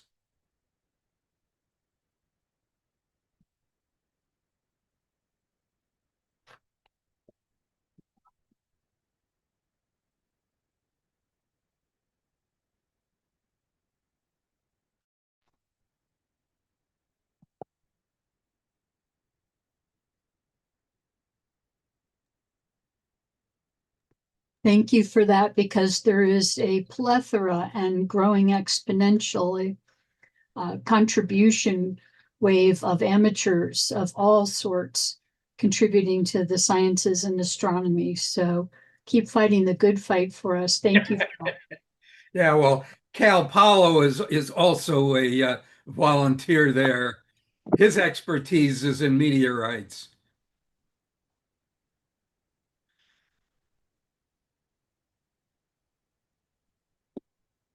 Another little side note, both Nancy Grace Roman and Vera Rubin were members of my astronomy club, National Capital Astronomers. Vera Rubin was Vera Collins as a teenager in the 1940s and was a member of NCA. And Nancy Grace Roman, when she retired from NASA, joined NCA, and I used to drive her to the meetings. All right, after she no longer was able to drive herself. All right, let's welcome everybody back to, can you hear me? Yeah, okay. All right, welcome everybody back. We are starting the second session for today. And our first speaker today is John Rogers. He's going to talk about Jupiter's southern belts. And I also want to remind everybody on YouTube, please hit the subscribe button and like. We have about 20 people over there right now. Thank you very much for that. And John, take it away. Okay, thank you very much. Let me just see if I can share my presentation. Okay, share entire screen. Share. Now, okay. Can you now see my presentation? I can't hear anything from anyone. Can you see my presentation? Yes, I can see it. Yes, we can see it. Okay. Okay, good. Well, thanks very much for the opportunity to talk to the ALPO. I mean, I really work on under the auspices of the British Astronomical Association, but I'm also an ALPO member, and the programs that the ALPO and the BAA have are very similar, very parallel. Indeed, many of the ALPO observers and many of those on the present conference also contribute to the BAA, and many contribute to both organizations. So it's also very good that both organizations analyze the observations with similar aims of using the best amateur images and other observations to produce scientifically worthwhile reports. At least it provides confirmation that we're on the right track, and there's really so much going on Jupiter that we can't actually, no one can have time to study everything that's happening. So this talk, this is the full title here, Jupiter's Southern Belts, Role of Convective Outbreaks Initiating Cyclonic Transformations. Because basically I'm going to be talking about the cyclonic features on Jupiter, which are features in the belts. The zones are anticyclonic, the belts are cyclonic, and talking about the various types of structures that there are that have cyclonic circulation, and then how they can transform from one into another. And recently, we've been studying in particular the South Temperate Belts, which is in what we call the S1 domain, and the South-South Temperate Belts in the S2 domain. And in fact, in the recent months, we've posted big integrative reports covering many years past, synthesizing all the knowledge that we've been gaining from both the amateur imaging, from our own analysis, and from the JunoCam imagery as well. So those have recently been posted. And what I'm going to try to do today is to give you a summary of the most important aspects regarding the types of cyclonic features and how they interconvert. And the good news is that it makes it all much simpler than it seemed to be in the past. Before moving on to that, I just wanted to flag up another thing that we've posted very recently, which is the BAA Guide to Jupiter, or specifically Guide to Jupiter's Atmospheric Phenomena since 1990. And this is on the BAA Jupiter section website. So we've posted loads of stuff over the last 35 years, some published in print, some a lot posted on the website. And now I've gathered together this in a large sort of compendium with links, hyperlinks to all the important things on the internet that we've posted. So if you want to find out what we know from amateur images and from JunoCam studies about any of the various atmospheric features, then you can find it here. We've listed all the atmospheric regions in order and links to the various reports that we published about them, whether interim reports that are of lasting value or the big integrative reviews. So moving on to the actual topic of the talk, cyclonic circulations on Jupiter. Now, as I say, these are features of the belts. They're not usually as conspicuous as the anticyclonic features, which the biggest is the Great Red Spot, and others are very well known and long-lived, like these white ovals in the S2 domain here. Often the cyclonic features are more obscure or more short-lived. But they're just as important. And in fact, we're increasingly learning that they're perhaps more important in determining Jupiter's weather than the anticyclonic features, because these tend to be very stable, but don't necessarily do very much.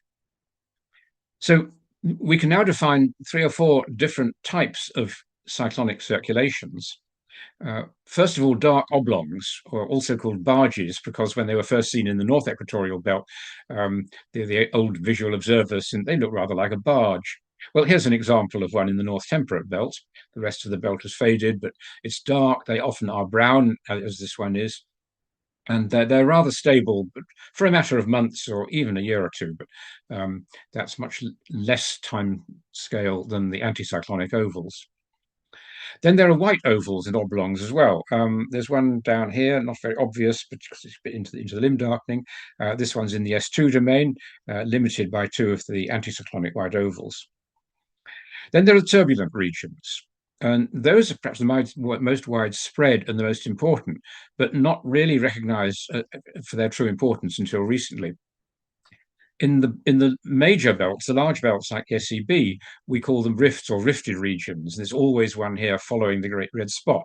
Often its rifts are much brighter and more active than what you see in this particular image. In the higher latitudes, they're now called, following spacecraft imagery, folded filamentary regions, or FFRs. And until recently, those simply couldn't be resolved by amateur imaging, or certainly not by visual observation. But we now know much more about them, partly because amateur imaging has improved to the stage where a really good image like this one, and this was taken 11 years ago, actually, they're even better now, can resolve them. So here's a large one in the S2 domain. You can see it's a spotty thing that has the texture that we now recognize as being typical of FFRs. And there's a somewhat smaller one up here in the N2 domain. But we also know from spacecraft that they're very abundant, going almost all the way up to the poles. So when you see some sort of vaguely spotty area up here in the higher latitude regions, that's quite likely to be an FFR. And the JunoCam images or Hubble Space Telescope images can identify those clearly.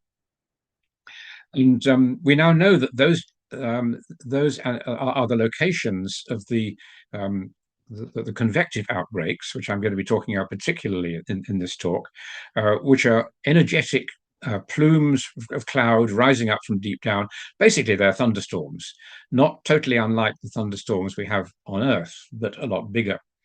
And so those are characteristic of the FFRs on a small scale and of the big rifts in the SCB on a large scale. And as we'll see, they can mediate some of the biggest phenomena on Jupiter.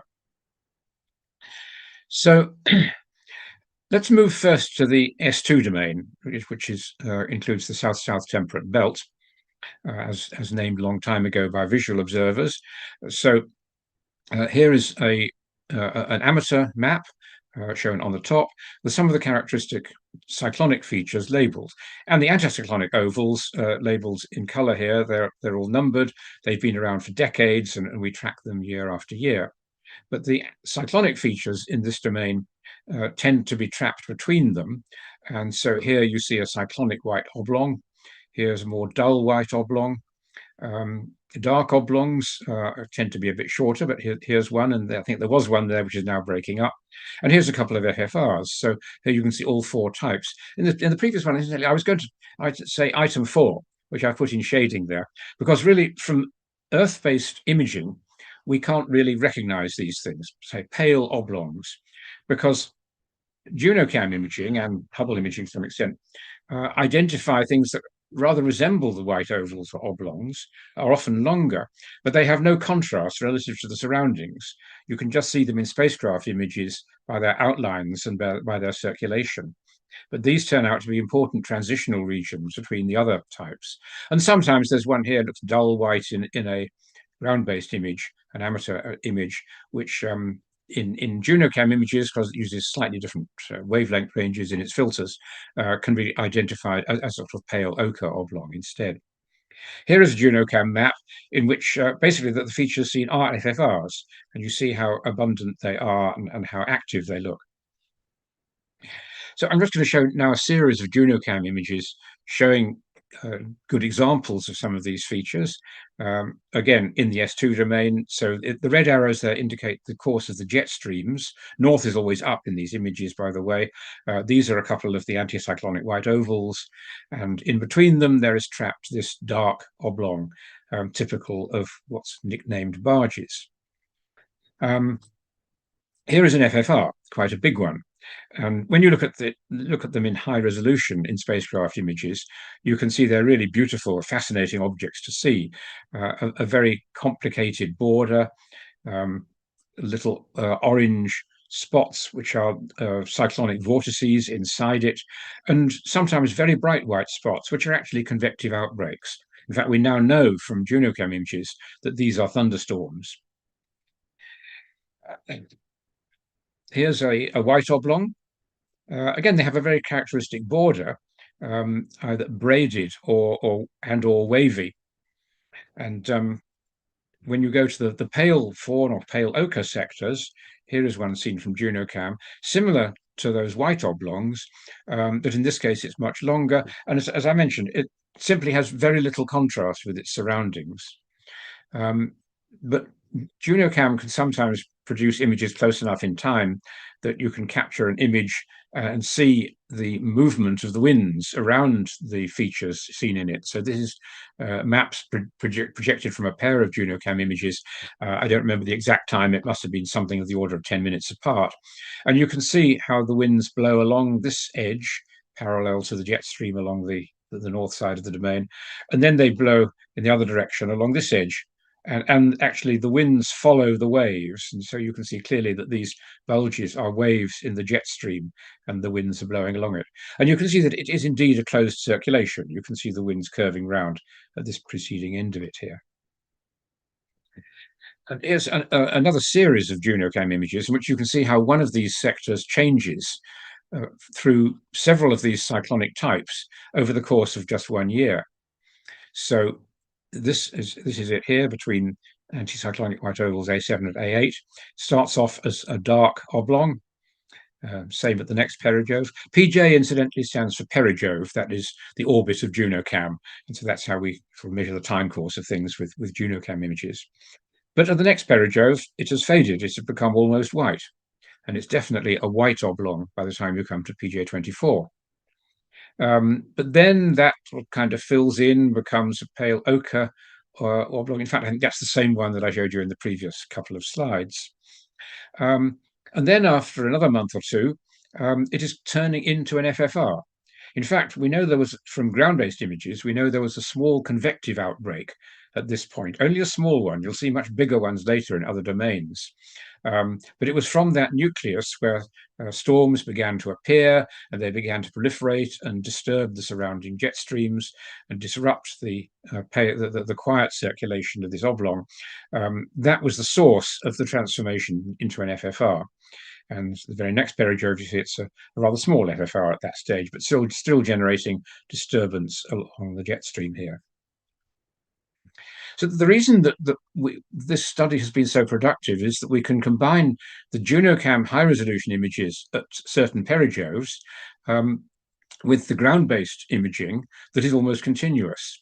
So this is a sort of semi-schematic chart over 7.5 years. Longitude is on the vertical axis. We've turned it round so it will fit on the screen better, and time going from left to right.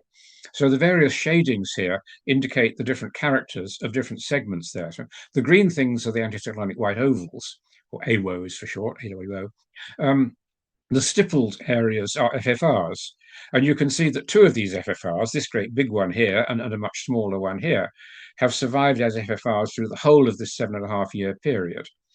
Others have had shorter lives, and then one here stopped being turbulent and turned into a white oblong. And this kind of thing happens frequently. And so we were able to characterize the lifetimes, the transformations, and so on by combining the ground-based imaging with the JunoCam imaging. And so their lifetimes can range from several months to several years. And basically any type can transform into any other type. Sometimes this involves a convective outbreak, but not necessarily in this domain. These outbreaks are generally quite small and not very dramatic in this domain. But other domains have similar features. Now, if we look at the S1 domain, the South Temperate domain, you can see that has various characteristic features, and they tend to be bigger than those in the S2 domain, and they've been observed much more consistently by amateur observers on Earth. So in this domain, for most of the last 25 years, it was largely white. This is it here. The STB I put in brackets because there was really very little South Temperate Belt to be seen. There's always one big anticyclonic oval there, oval BA, which is often orange. And so I've aligned these maps so it's in roughly the same place. And there is always one cyclonic sector of dark belt or blob or turbulence following it, which we call segment A. And there's always one or two other structured segments, as we call it, where there is some cyclonic structure in the domain, such as, this one here called the STB Ghost, another one here called the Spectre. A couple of spots here, which I will show you in a minute, were developing into new structured segments. And then long dark belt segments here more recently. So we couldn't, on our own, as ground-based observers, say much about the nature of these features. But by tracking them over a long period, and again, comparing them with spacecraft images, we have been able to say how they evolve, what they are, what their structure is. So this, as in the S2 domain, but now time going down and longitude going left to right, or right to left. This is a 20-year chart of what's going on. The red is the track of oval BA, and the longitude system is approximate average for oval BA. And a whole series of these cyclonic structured segments have arisen, generally in a blank area preceding oval BA, usually as a very dark spot, which then grows bigger and may transform into other things. And we've given them letters and we've given them various names. So some of these we've seen from JunoCam as well. This is the one called the STB Ghost.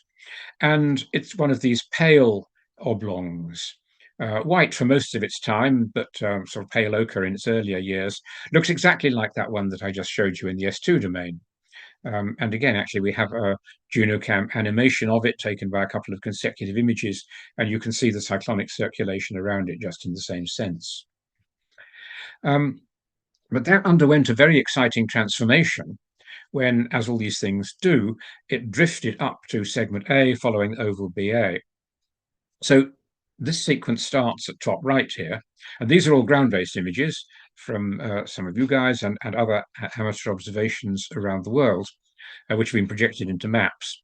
So here's oval BA, here's segment A following it, which was extremely small and quiet at the time, and here's the STB Ghost, that long white loop. And it was gradually drifting towards oval BA, and round about February the 4th, it came into contact. And at that moment, there was a very vigorous convective outbreak. We know when you see, when you take methane band images, images at 0.89 microns methane band show basically high altitude features. So anything that's bright, like oval BA, is at high altitude, or at least it has a high altitude haze or cloud cover. But this feature was new. This appeared overnight. This is a very vigorous convective outbreak, a huge great thunderstorm appearing, and it was appearing in the STB Ghost. JunoCam captured an image of it a few days later when it was already spreading out, and it rapidly became a very turbulent thing, turned the whole of the STB Ghost into a very turbulent structure, which then went on to merge with segment A. So this is a series of animations of the ground-based images, six rotations of the planet over 3 days, I think. So there's first 3 consecutive ones, then a gap, and then another 3 consecutive ones. You can see just how chaotic it was during this transformation. And you might have noticed the title of the previous slide said expected transformation, because we had seen this before. 8 years previously, a similar feature we call the STB remnant had also contacted segment A in the same way, and also had undergone a huge cyclonic outbreak. So that's one kind of transformation that can occur and is mediated by a great big vigorous outbreak of storms. But how do new cyclonic spots appear? So we were expecting a new structured segment would appear, probably somewhere preceding oval BA, because that's what had happened in the past. And it was a couple of years before it did, but here in April 2020, a new dark spot has appeared here, the STB dark spot, we called it. In fact, it was one of 2 dark spots that would appear within months. We called this one DS6 for historical reasons. And JunoCam got a very nice image as well, showing the whole region. The arrows there indicate that the winds that could be tracked looking at JunoCam images. But where did it come from? Well, here's JunoCam images at this perigove when it was first seen as a dark spot, and it's a beautiful dark brown oval with a cyclonic surround, clearly a very cyclonic structure. Well, 2 perigoves earlier, JunoCam had imaged the region and seen this very pale cyclone, something that we couldn't have recognized as a cyclone from ground-based images, but JunoCam made it clear that this is a small but powerful cyclone with no contrast to its surroundings. And by comparing ground-based and JunoCam images and Hubble images as well, it's been possible to track these. They can in fact be seen in ground-based images. It's not obvious what they are. This, it turns out, was another one labeled as STB streak, because what you see there is a little pale spot in the middle, which is the cyclone itself, and the sort of pale grayish blue streaks forming a diagonal streak, north preceding and south following it. But now we know from the JunoCam images that this is the kind of thing that's actually being seen. And so it's likely that the dynamics of this region preceding FA favor the formation of these small cyclones. And it's the transformation of these small cyclones into something more impressive that creates the new structured sectors. The second one there was even more impressive. This one I expect most of you remember hearing about before. It's what was called Clyde's Spot. It's that little cyclone that I just showed you in the name of a streak. Overnight, it suddenly developed this convective outbreak in the middle of it, very bright in a methane band. And JUNOCAM caught this picture just 2 days later.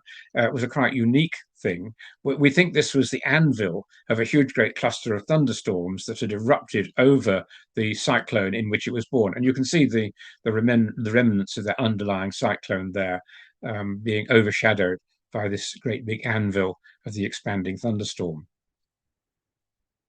So we followed that over the next couple of years in ground-based and JUNOCAM images. It gradually, but progressively, developed into an FFR. It continued as very turbulent, vigorous, never produced such an impressive cyclonic outbreak as it had done, but it was an impressive thing. And eventually it became so large that we thought, well, it now has to be renamed as a STB segment. So it's now called STB segment G. It's still there. It covers a very large fraction of the circumference of the planet.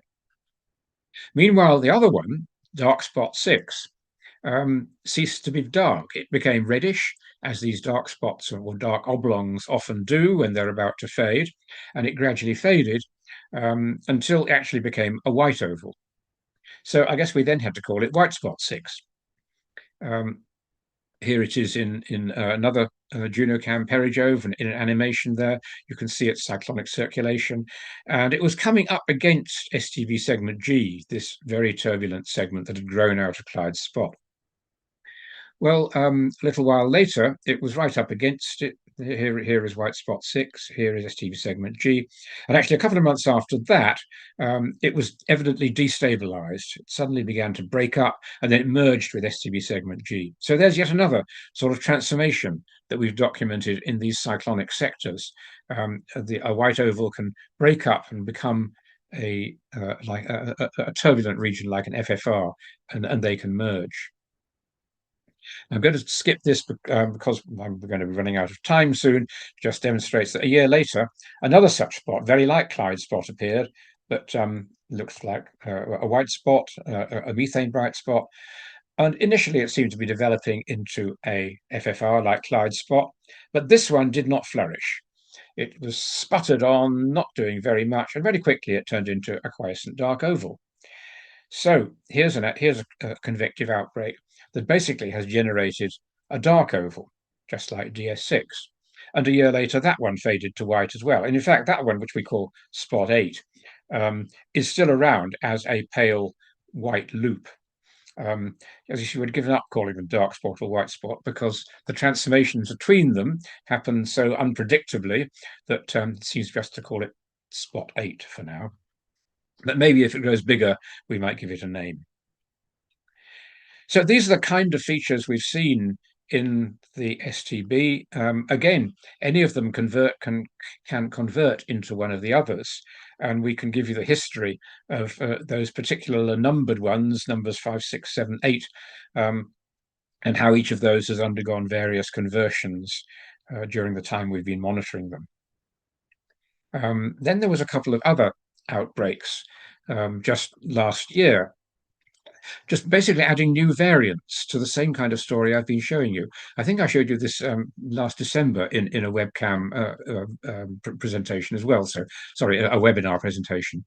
But again, there was a cyclonic sector, a cyclonic oval. This time it was one of those dark reddish brown ovals. Whoops. It had been there for months, apparently stable, but suddenly on September 22nd, a convective outbreak appeared in it. These are 3 consecutive rotations of the planet. It was visibly getting brighter and beginning to expand over that time. That, like Clyde's spot, developed into an FFR.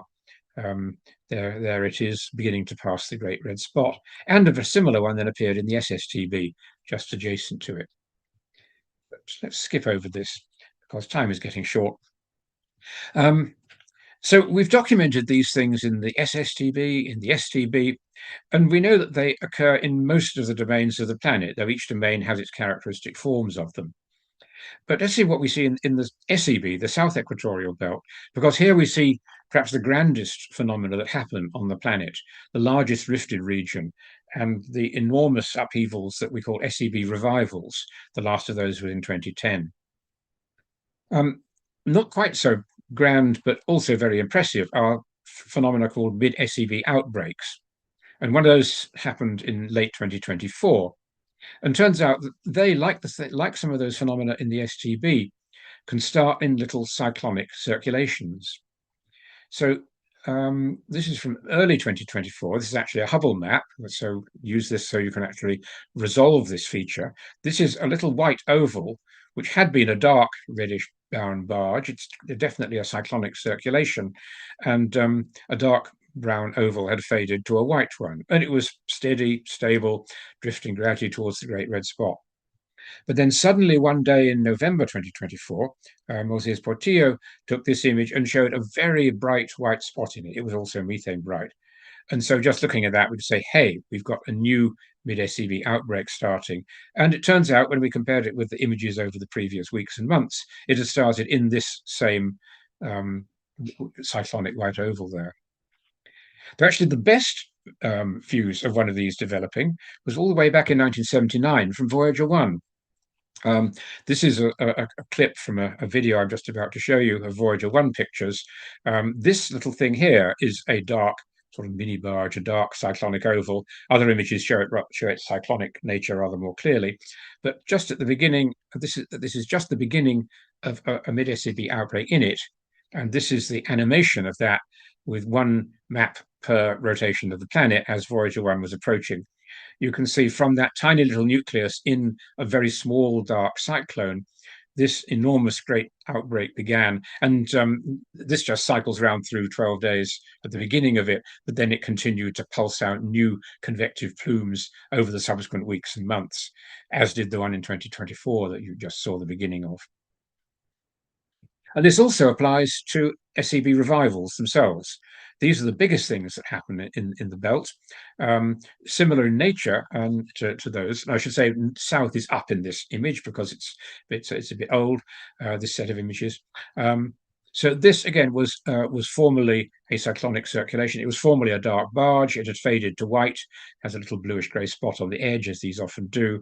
And it was in that a new plume suddenly erupted one day in 2010 and began the series of enormous convective outbreaks and turbulent rifts and everything that disrupted the whole of the belt and eventually led to the revival of the belt. We saw the same in 2007. Those are the last two SEB revivals that have occurred. So basically, in the SEB, as in the South Temperate Belt, major convective outbreaks occur in cyclonic circulations. And the beginnings of a possible explanation for this are now appearing from Juno data. The microwave radiometer on Juno is mapping the temperatures and the ammonia and water abundance in these structures and showing that typically the cyclonic features are warmer up above the water cloud layer, and they are probably drier, less ammonia and less water. Where they're cooler, but also moister in ammonia and perhaps in water as well below. And this leads to a very stable layer there, which as the ammonia and water build up below it, leads to the possibility of a very, very vigorous outbreak appearing, punching through the water cloud layer in that location. This is a diagram adapted from Lee Fletcher, who has been developing theories of how these things can develop specifically in pre-existing cyclones. So it's this beautiful conjunction of the amateur imaging, amateur analysis, tracking these things over weeks, months, years, the spacecraft imaging, particularly from JunoCam, also from Hubble, and the analysis by the atmospheric scientists such as Lee Fletcher and our other professional colleagues in this, that is leading to hugely advancing understanding of the atmosphere of Jupiter, not just in two dimensions, not just describing phenomena as we see them, but now leading to actual understanding of these phenomena in 3 dimensions. So those are conclusions, basically summing up what I've said. As I said before, if you'd like to see more details, please have a look at our BAA guide to Jupiter's atmospheric phenomena, which is there on our website. Okay, thank you. I think I've used my time and perhaps a bit more. There we go. And I better unshare, I guess, if I can find out how to do it. Thank you, John. John, Julian Parks here. Does the weather and the magnetosphere on Jupiter affect the weather on Mars and the Earth or their orbits? Sorry, affect the Earth. Yeah, and yeah. Right. No, not as far as we know. There are particles emitted from Jupiter's magnetosphere, but not in such quantities that would affect anything in the solar system. Of course, what Jupiter is doing is deflecting incoming comets and asteroids and things. Exactly. It's like a vacuum cleaner. But yes. Okay. Thank you. Yeah, I see Hi, Greg John. Channels has his hand up. Yeah. John, very good talk. How long the Juno spacecraft going to continue to be operate around Jupiter? Well, we hope it will continue for some time. It is still operating. Yeah. So we hope so. Yeah, sorry, Greg Channels had his hand up. Yeah, I have a question. This may seem rather basic, but Oval BA, I noticed on the December 21st, 2018 image you showed, it was like right below the Great Red Spot. And when you look at it now, it seems to be on WIN-JUPOS, it seems to be on the opposite end. Does it rotate? Why is that? Yes, well, each latitude has a characteristic current and a characteristic rate at which it rotates around the planet. So the South Temperate Domain moves around the planet relative to the Great Red Spot about once every 2 years. So Oval BA will get back to where it was before relative to the Great Red Spot after very roughly 2 years. So this is what we call the zonal slow current. So each of the domains, like the South Temperate Domain or the S2 domain, each of those has a characteristic slow current relative to the system 2, system 3. And I have one other question. The Great Red Spot, WIN-JUPOS always shows it very accurately. And when I was derotating, I asked Grisha Han, who wrote the program, why don't you have, like for transits, it shows, it puts a dot around the circle and around the moon, but not the Great Red Spot. And he said it would be inaccurate. Is the Great Red Spot drifting to some degree, or why can't we use that as like a marker, like the shadow and the moon? It does drift to and fro, and it would be too much trouble for Grisha or anyone to keep track of it and continue adjusting it. I think that the texture on the planet from WIN-JUPOS is from one particular epoch. I forget if they're still using Cassini or if they're using a more modern image. But yeah, that is not intended as a guide to the features on it. But I can see Richard Schmuder nodding there, and I know he's going to be talking about this for the next half hour. So I better leave further answer to him. Yeah, Bob King, you got a question? Yeah, thanks. Sorry, I jumped in, interrupted there, but that was a fascinating lecture, John. Really wonderful detail. Just fantastic. Wanted to ask you though, do we know anything more about the evolution of the chemistry connected with the colors like brown, white, goes to pink? Do we have measurements of what's happening chemically? What are those compounds? That we still don't know for sure. I think the best clue, of course, there's been most interest in it, is the red color of the Great Red Spot, because it's a distinctly vivid color.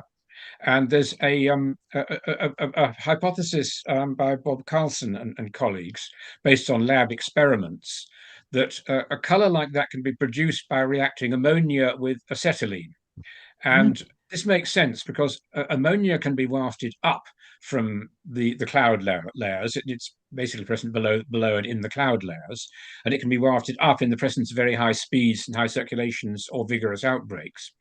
Acetylene is created up in the high levels due to the ionospheric auroral action and ultraviolet action. As acetylene diffuses down and ammonia is perhaps wafted up, ultraviolet light from the sun can produce reactions between them that can produce a reddish compound with more or less the spectrum of the great red spot. So that seems very promising. As for the brown stuff, I think people think it's most likely to be organic compounds, i.e., not produced by living organisms, but carbonaceous compounds, possibly quite big ones, called tholins. They're very prominent on Titan and some of the outer planets. And again, they're produced in the upper atmosphere of Jupiter by auroral activity. And it's thought that those diffusing down into the atmosphere, they can be very stable. Getting trapped in the belts might be the explanation of the brown colors. But there could be other explanations of that as well. That's interesting. I've never heard the aurora connected with Jupiter's chemistry like that before. It's the first time. Yeah, it's quite awesome. surprising. Yeah. One quick question, John. This is Richard Schmuty. I'm very interested in how you're able to track the SSTB ovals over many years. I guess they live a long time. Is that correct? Yes, I mean, some have been tracked back to, I think 1987 was the earliest that we've tracked them back, and not before that, only because there are not continuous enough observations. But with modern imaging, of course, you can recognize them continuously all through an apparition, and they don't appear or disappear very often. So we usually have no trouble picking up the same set of them after solar conjunction. With JunoCam, of course, there have been maps produced during solar conjunction. Yes. So that enabled us to follow things not only in the S2 domain, but in some of the higher latitude domains as well, which could not have been matched up over solar conjunction from Earth. But those ovals, there have been only a handful of appearances and disappearances, and the disappearances have all been by mergers. We've never seen one of those large ovals, the numbered ones, just disappear. Oh my. They have only gone by merging with another one. But on the other hand, smaller ones can develop into larger ones to replace them. So there's always between 6 and 9 of them. Yes. So yeah, it's been a fascinating story. Thank you very much, John. Excellent talk. Great job, John. Good luck with Norway today. Oh, thank you very much. All right. Next up, we have Richard Schmuty, and he's going to talk to us about the Great Red Spot. So take it away, Richard. Well, let me go on ahead and get my talk up here, hopefully. Well, wait a minute. I don't see my talk here. I'm sharing my screen here. Okay, now. Uh-oh.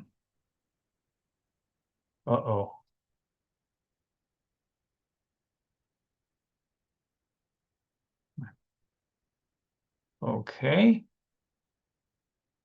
Can everyone see that now? I can't hear you. Yes. Yes. Okay. Yes, I can see it. Maximize the screen. All right. Okay. So let me go ahead and do the slideshow. Now, as I did yesterday, everyone, John, this is new to you. The audience is going to get a grade. I'm going to ask the audience various questions just to kind of keep people engaged. Your grade yesterday was this for the audience, was a B+, which is good, but hopefully we can get an A today. That sound good? I can't hear you. Okay. Okay, well, one of the things I want to say is how many people have imaged, raise your hand, collected images of the Great Red or Jupiter? Okay, well, there's hundreds of images, actually thousands, that John and I look at. And we can't do what we do without your images. So I want to stress that. Your images are very important, and images around the world are very important because they get Jupiter different times. All right.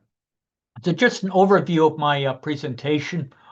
First off, I want to make some introductory remarks about the Great Red Spot, purpose of the work.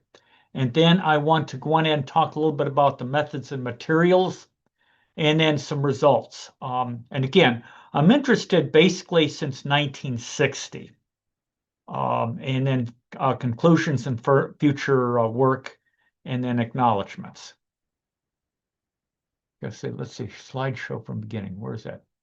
From the beginning, yeah, okay, so let me just go from the beginning. All right, so great red spot. It's first off a swirling storm. I believe it's anticyclonic, which means the winds go in a certain direction depending on whether you have north or south at the top. It's not always red though. It can be red, orange, light pink, salmon color, which is a very faint color, and even white. The first time I saw the great red spot was back in 1987, and it was white. It was no color to it at all. And it may grow and shrink on a time scale of months. It's not just constantly shrinking. It's kind of like driving on the interstate. You go a little faster, but then you got traffic ahead, so you got to slow down. But eventually it's on a declining trend. But sometimes you have to wait several years to see that trend. First observed as red in 1878, at least according to what I have seen.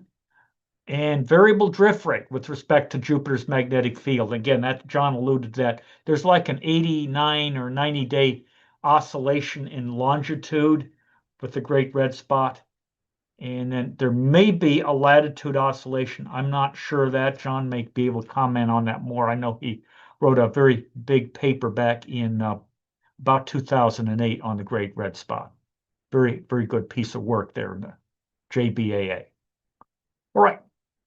Now, the great red spot can change in about 6 areas: color, shape, the internal wind speed. Okay, in other words, back around 1980, the great red spot swirled once about every 7 days. More recently, it's been more like every 4 days. I know John has pointed this out in a couple of his reports. We've been able to track little white ovals or dark spots in the great red spot. So it seems to be going faster and faster. We'll just see though. It'll be interesting. It's shrinking, so maybe as it shrinks, things are going faster. But we'll see. I don't want to hypothesize that until I have more data. The size and shape. The size, of course, over decades is getting smaller, and it's also getting more circular. Back in 1878, it was like an oblong, a barge, you might want to say. Whereas today it's like it's an oval, but it's getting more circular. The outer edge can change. You could have a dark border around, or you can have other appearances as well. And then, of course, as I said, oscillations in longitude about every 90 days, and possibly in latitude.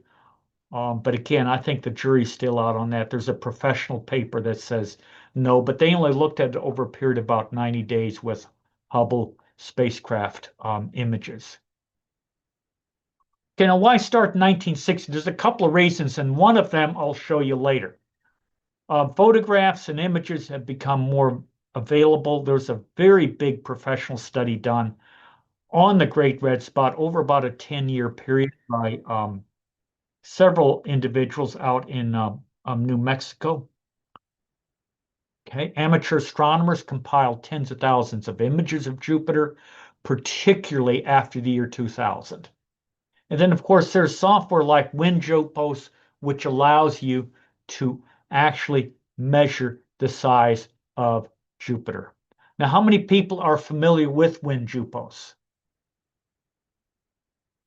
Okay, good. I see at least one other here. I can't see everyone else's picture, but anyway, that's okay. That's okay. So, well, let's go on ahead. You're there. Very good, Bob. Very good.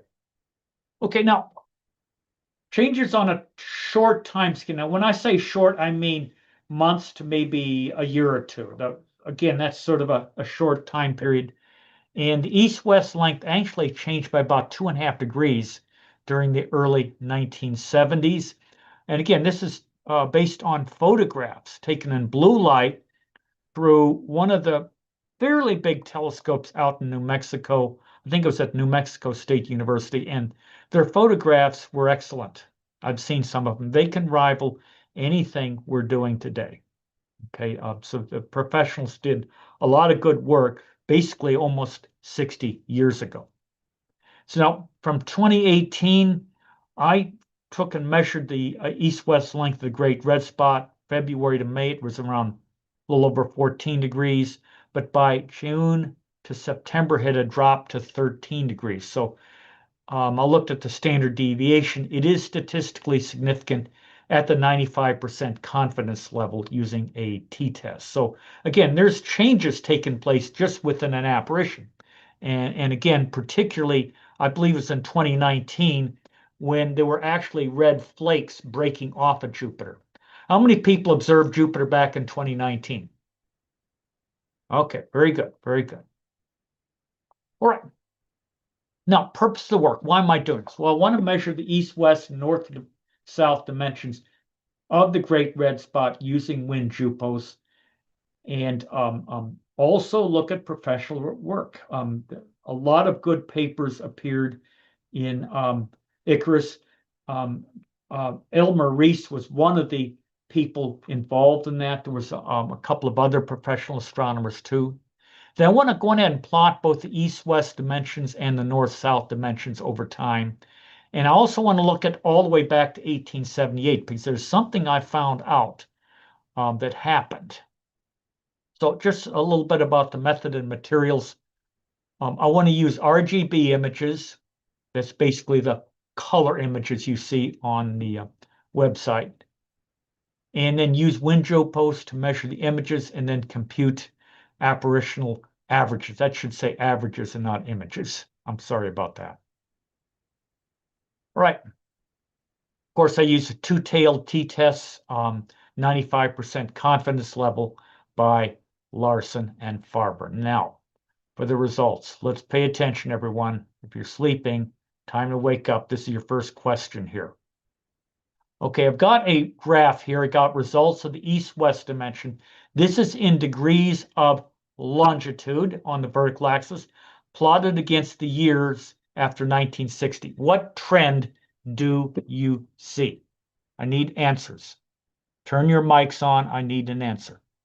Downward. Shrinking. Downward, downward. Okay, it's getting smaller over time. Now, is it a steady shrinkage? Kind of. Yeah. Yeah. Looks Yes. steady. Well, especially for the last 30 years. Yeah. Yes, You yes, do yes. have this jump here, though. I do want to point out this between From 40 to 70, yeah. 50, I guess 59 to 58 to 59, something like that. There is a jump. And again, there's also a pretty sudden jump here, and then it just stays the same. So again, you have to look at this trend over a long period of time, is what I'm saying. Several years. I know there was a rapid shrinkage, I believe it was in 2019 when there was flaking events. And then the Great Red Spot recovered a little bit in size after it stopped shrinking. And of course, It looks to me, Rich, it looks to me as though the modern medicine, modern measurements are simply more accurate. And what you have in the previous measurements is just a wider error range. That could be too, although you got the professional results here and they're pretty good. I mean, like I said, they use some pretty good, but I'd have to look at these points. I may have these may have been measurements off of an image, but anyway. Well, also, there's not as many of them. Yeah, there seems to be. Yeah, I know it got the early 70s. There's some measurements. Gee, I must have left off some of the image measurements here because I know they did a lot of measurements from 62 up to 70. I must not have included that right here, but I know Elmer Reese and I forgot the other professional astronomer's name, Soderblom or something like that. They did a lot of real good work, so I need to include that in there. That's my bad there. Yeah, there should be more points there because I know throughout from 62 to 71, I think they got measurements every year. So I'm missing a little bit there, but I'll have to look at that. Okay, well, very good. You got the first one right. Now, of course, you got the slope, which is a minus 0.215, we'll say, degrees per year. X is the years after 1960. So basically, the Great Red Spot is shrinking at a rate of about 1 degree in longitude every 5 years, roughly. All right, so let's just recap here. Correlation coefficient is statistically significant. There's not a steady shrinkage rate. And of course, as I said, one must examine this over a multi-year period. And the shrinkage rate is like 2 degrees or so per decade. Now, next question. What trend do you see here? And this is north-south dimension. I can't hear you. Down. Downward once again. Yeah. However, now let's test your memory here. Is the shrinkage rate greater for the north-south dimension or for the east-west dimension? Now I don't know if I can go back. I wish I could. East-west. Yes, you're right. The shrinkage rate is like 0.2 degrees per year. Here's like 0.05 degrees per year. So the north-south dimension is shrinking, but the east-west is shrinking more. Okay, see if you can do that, folks. Make a long oval and shrinks a little more, but again, okay, so you got shrinkage in both directions, but more so in the east-west dimension.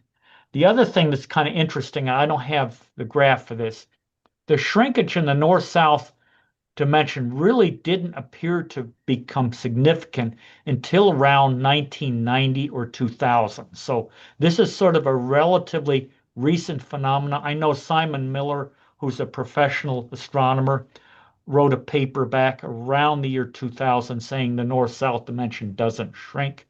Well, that was correct at that time, but since the year 2000, it's become kind of dramatic. And again, you can see even in the 1960s here, not really much of a trend, whereas certainly after the year 2000, you can see a steady decline in the size. All right, so to recap, so anyway, you did real well, folks. You do get an A here. Give yourself a hand. All right, very good, very good. So the correlation coefficient again is statistically significant based on a t-test, and there's year-to-year changes, as I said, and the mean shrinkage rate is around 0.5 degree per decade in the north-south dimension. So what does this mean? Now what I did was I took the area, which is just, I'm assuming an elliptical shape, east-west length times north-south length in degrees. I know north-south is degrees of latitude, east-west is degrees longitude. And so I'm getting a square degree. I know that's a little bit arbitrary, but since the latitude of the Great Red Spot doesn't change much, a square degree is going to be relatively constant. Now, do you see a break in the curve here? Take a look at it. I can't hear you. Or you can do thumbs up, say yes, thumbs Yes. down, no. Yes, Between absolutely. 20 and 40, big Yeah. break, and then around 190 to 110. Yeah. Yes, there's a break right around here, which is roughly 1960, 1970, somewhere like that. And you can see it's the area is going down a lot faster over here than up here. So again, that's one thing. Now so area has decreased by about a factor of 4 since 1878. And then the slope increased at around 1960, maybe a little later. And of course, as I said, the Great Red Spot has shrunk at a faster rate in area since about 1960 or maybe a little later. Now, one other thing I wanted to look at is the quotient. That is the east-west length divided by the north-south length, okay? And so what I've got, east-west divided by north-south. Now, back in the 1870s, late 1870s, the east-west length was about 3.7 times bigger than the north-south length, assuming a degree of longitude equals a degree of latitude. Remember, Jupiter is not a sphere. I cannot simply use simple trigonometry to get the size of a degree of latitude. Maybe John can guide me to a source where I can figure that out without having to do elliptical integrals. All right, so what trend do you see here, everyone? What trend? Staying down. Straight Okay, line. going down. Which means what? What's the geometry going from? From what to what? Straight line. Well, the shape of the from From Kind of oblong to linear, circular. yes. Getting smaller. Exactly. Very It's a good, whole- Jim. It's a trend to go down. Yes. And Jim Tomley hit it. It's going from Getting rounder. oblong to circular. And of course, by setting some equations equal to each other, I can actually predict that in about the year 2044, the Great Red Spot will have the same east-west length in degrees longitude as north-south in degrees latitude. And of course, a degree latitude doesn't exactly equal a degree longitude, but roughly in the mid-2040s, if the trend continues, the Great Red Spot is going to have a circular shape, is what I'm saying. Wasn't Let's see what happens. Yes. Wasn't there a time that the Great Red Spot almost disappeared? It was so light. Okay, now it's Last 10 years or so, or 20 years. Well, it's been a little while. I know it was white back in the 1980s, but there you have a dark ring around it. I can't remember a time when it, at least not in this century or the last one, where it disappeared. I may be wrong on that.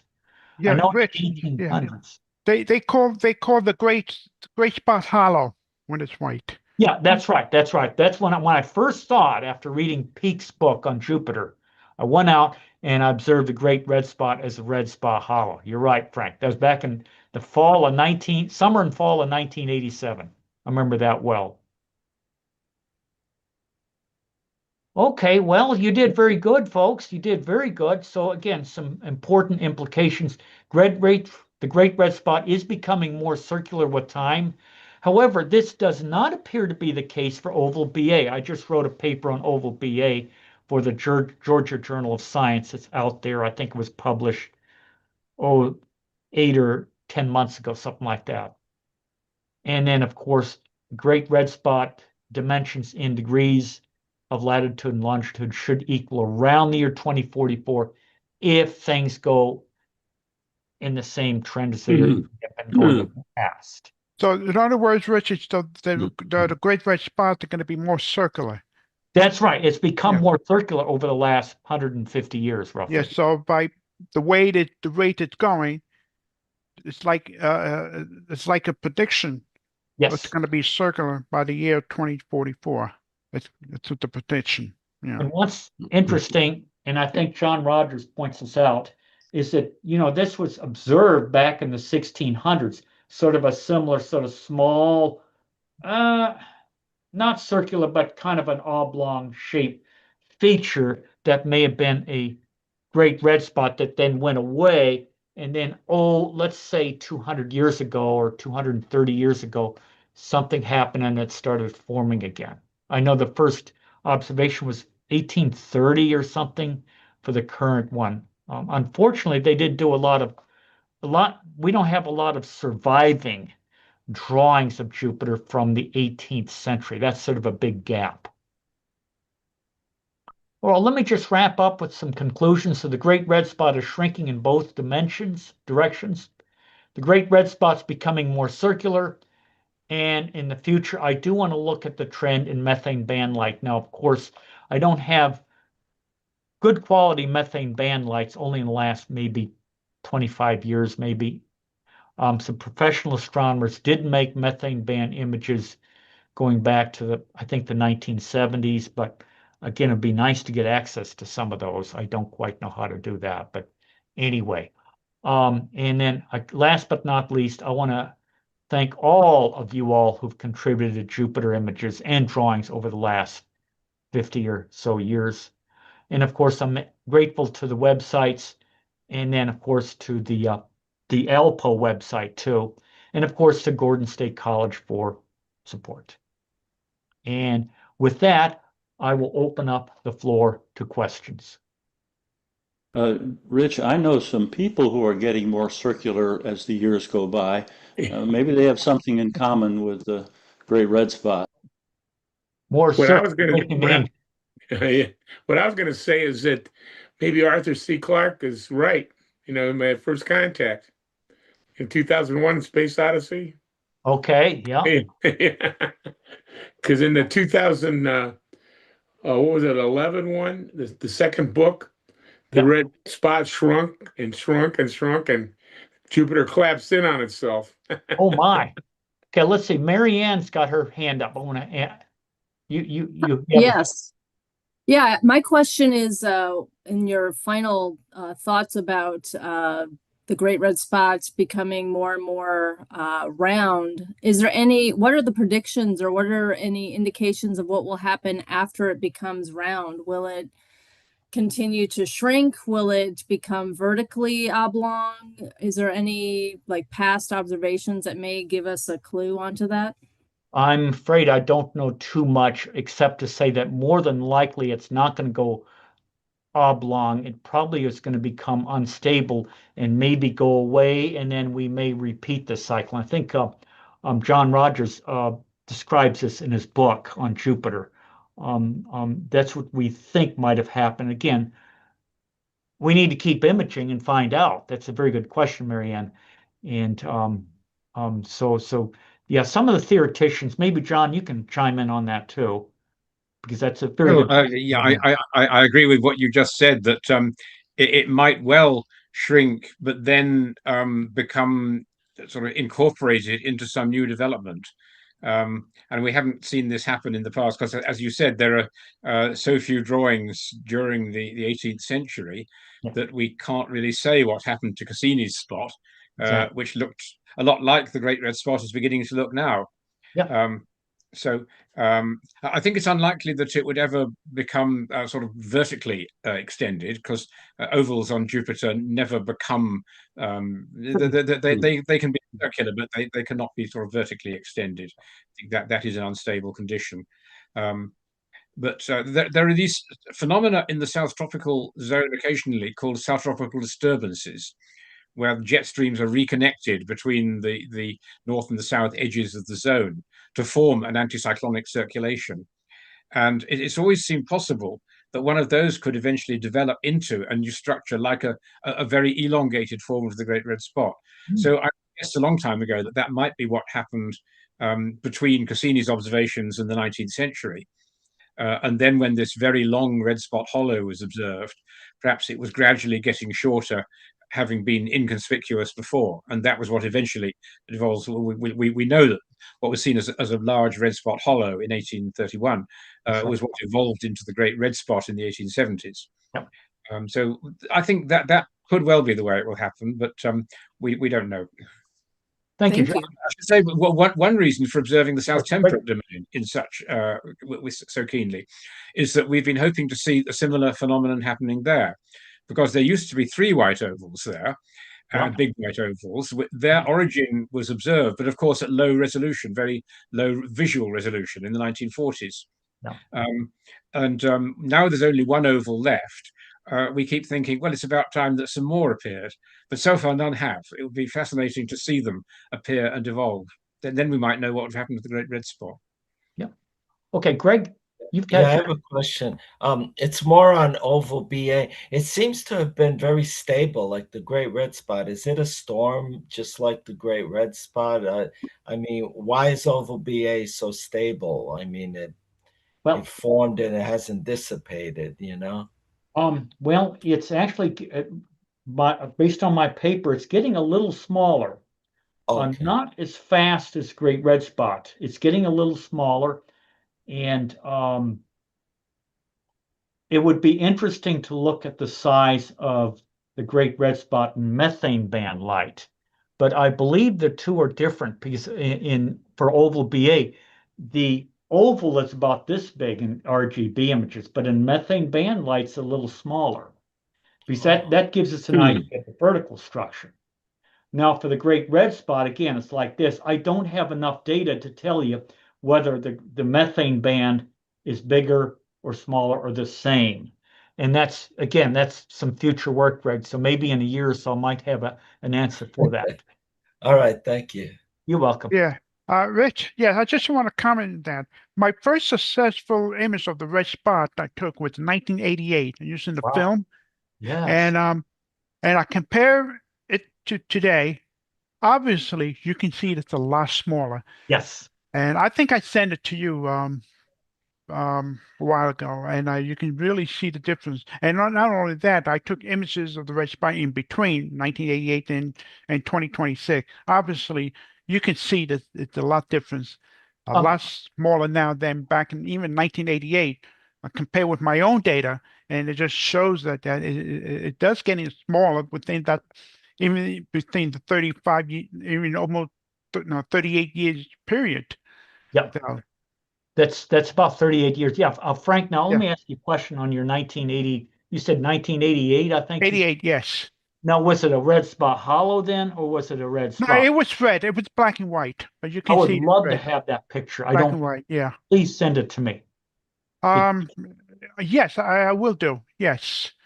Because I want to use that because I don't know if I've got anything from 1988. I don't know if I can find it, but All right, John Rogers, you have a question? Yeah, well, just a comment. Roger Venables queried whether the observations of the size of the Great Red Spot in earlier years were inaccurate because of they weren't as good as modern imaging. I think a major reason for that is because the Great Red Spot was often not well defined. Since 2000, or at least since 2010, it has normally been a very well defined red oval. And in earlier years, that was not always the case. If you look at the Voyager images, you can see the outline of the oval, but part of the area within it is white, and only part of it is red. And so that was often the case throughout the 20th century, really. So I think that's a major reason for the scatter and some uncertainty in the earlier measurements. Good point, John. Yes, that's very good. In my study, I did like to only use it when it was a solid red spot, because and of course there's streamers too that can be a problem more recently. But very good point, John. Yeah, Rich. Yeah, I would like to share the screen for 1 second. Sure, Frank. Okay, here's the image of the red spot I took. Oh, I don't know if I can do that. So, there you go. I can open up.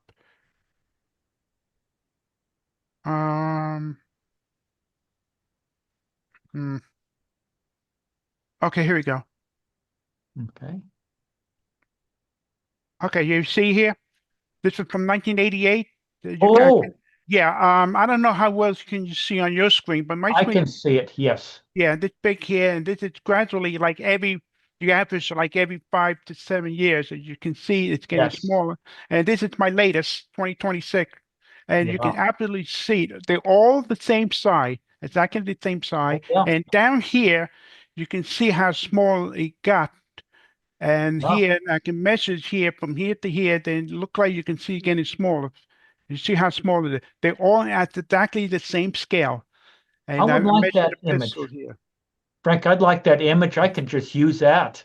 Yeah, okay, yes. Yeah, I will send it to you. Yeah, so so every few years I add on it to it, and you can see the size of the red spot right on the meridian where you can measure more accurately that way. Great. Well, very good. Well, thank you all for your attention. Let's see, Trevor. A question regarding the Great Red Spot. I'm more familiar with Saturn than Jupiter, but I'm wondering about the zonal wind profiles of Jupiter. A drift north or south, will that have an effect on the spin of the Great Red Spot? After all, it's a vortex and it needs energy to spin. And if there's a north-south drift, I know the zonal wind profiles at Saturn are very steep, so a drift of just a fraction of a degree, 0.2, 0.3 of a degree, then the vortex that I track, the AV from the Great Storm, it's getting fainter because it's drifting in latitude and it's receiving less spin from the jet stream. And I'm wondering, could that be happening with the Great Red Spot, and would that have something to do with why it's likely to become circular? Interesting question, Trevor. And yes, there's a huge gradient. Of course, Great Red Spot is in the South Equatorial Belt, but sticks up into the South tropical zone. And yeah, there's a gradient there.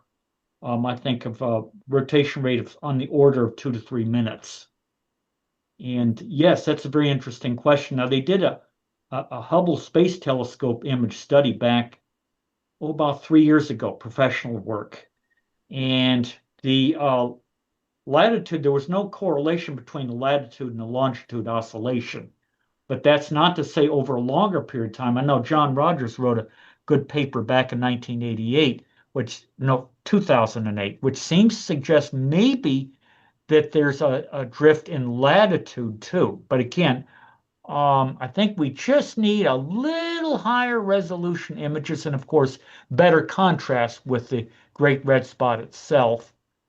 And we probably also need to handle there's some little rips in the Great Red Spot too. The professionals talk about that. But very good point, Trevor. And I think there could be a lot of truth to that. All right. Thank you very much, Richard and everybody. That was good. Before we move on to our final presenter, I just want to remind everybody that I did send out the invites for this afternoon, evening's awards presentation and keynote address. So you should all have that in your mailbox. If you have it, please drop me a note. You should have it in there. Our next speaker is someone brand new to the ALPO. She, along with Richard, ventured into our booth at the AAS conference, and I mentioned our youth program that we want to start up, and she enthusiastically said, "Yes, I want to do it." So I'd like to introduce Ariana Jacopolci to put herself on the video, and let's hear what she has to say about her plans for the ALPO youth program. Hi, thank you. Yes, I'm Ariana Giappalucci. I'm going to go ahead and share my screen because I have a presentation. Well, you got to forgive her too, right? She's in Hawaii on vacation right now. Oh, so. Right. Oh, wondered where she was. I am outside. If Aloha. there's anything that is, distracting, please let me know. Oh, I need to give this permission. I'm sorry. 1 second. It's distracting that you're there and we're not. Yeah. Sorry, nothing I can do about that one. What island are you on? Oahu. Okay. Okay. Sorry, I also got a new laptop because mine decided to stop working in the middle of finals, and everything is not the same. Okay.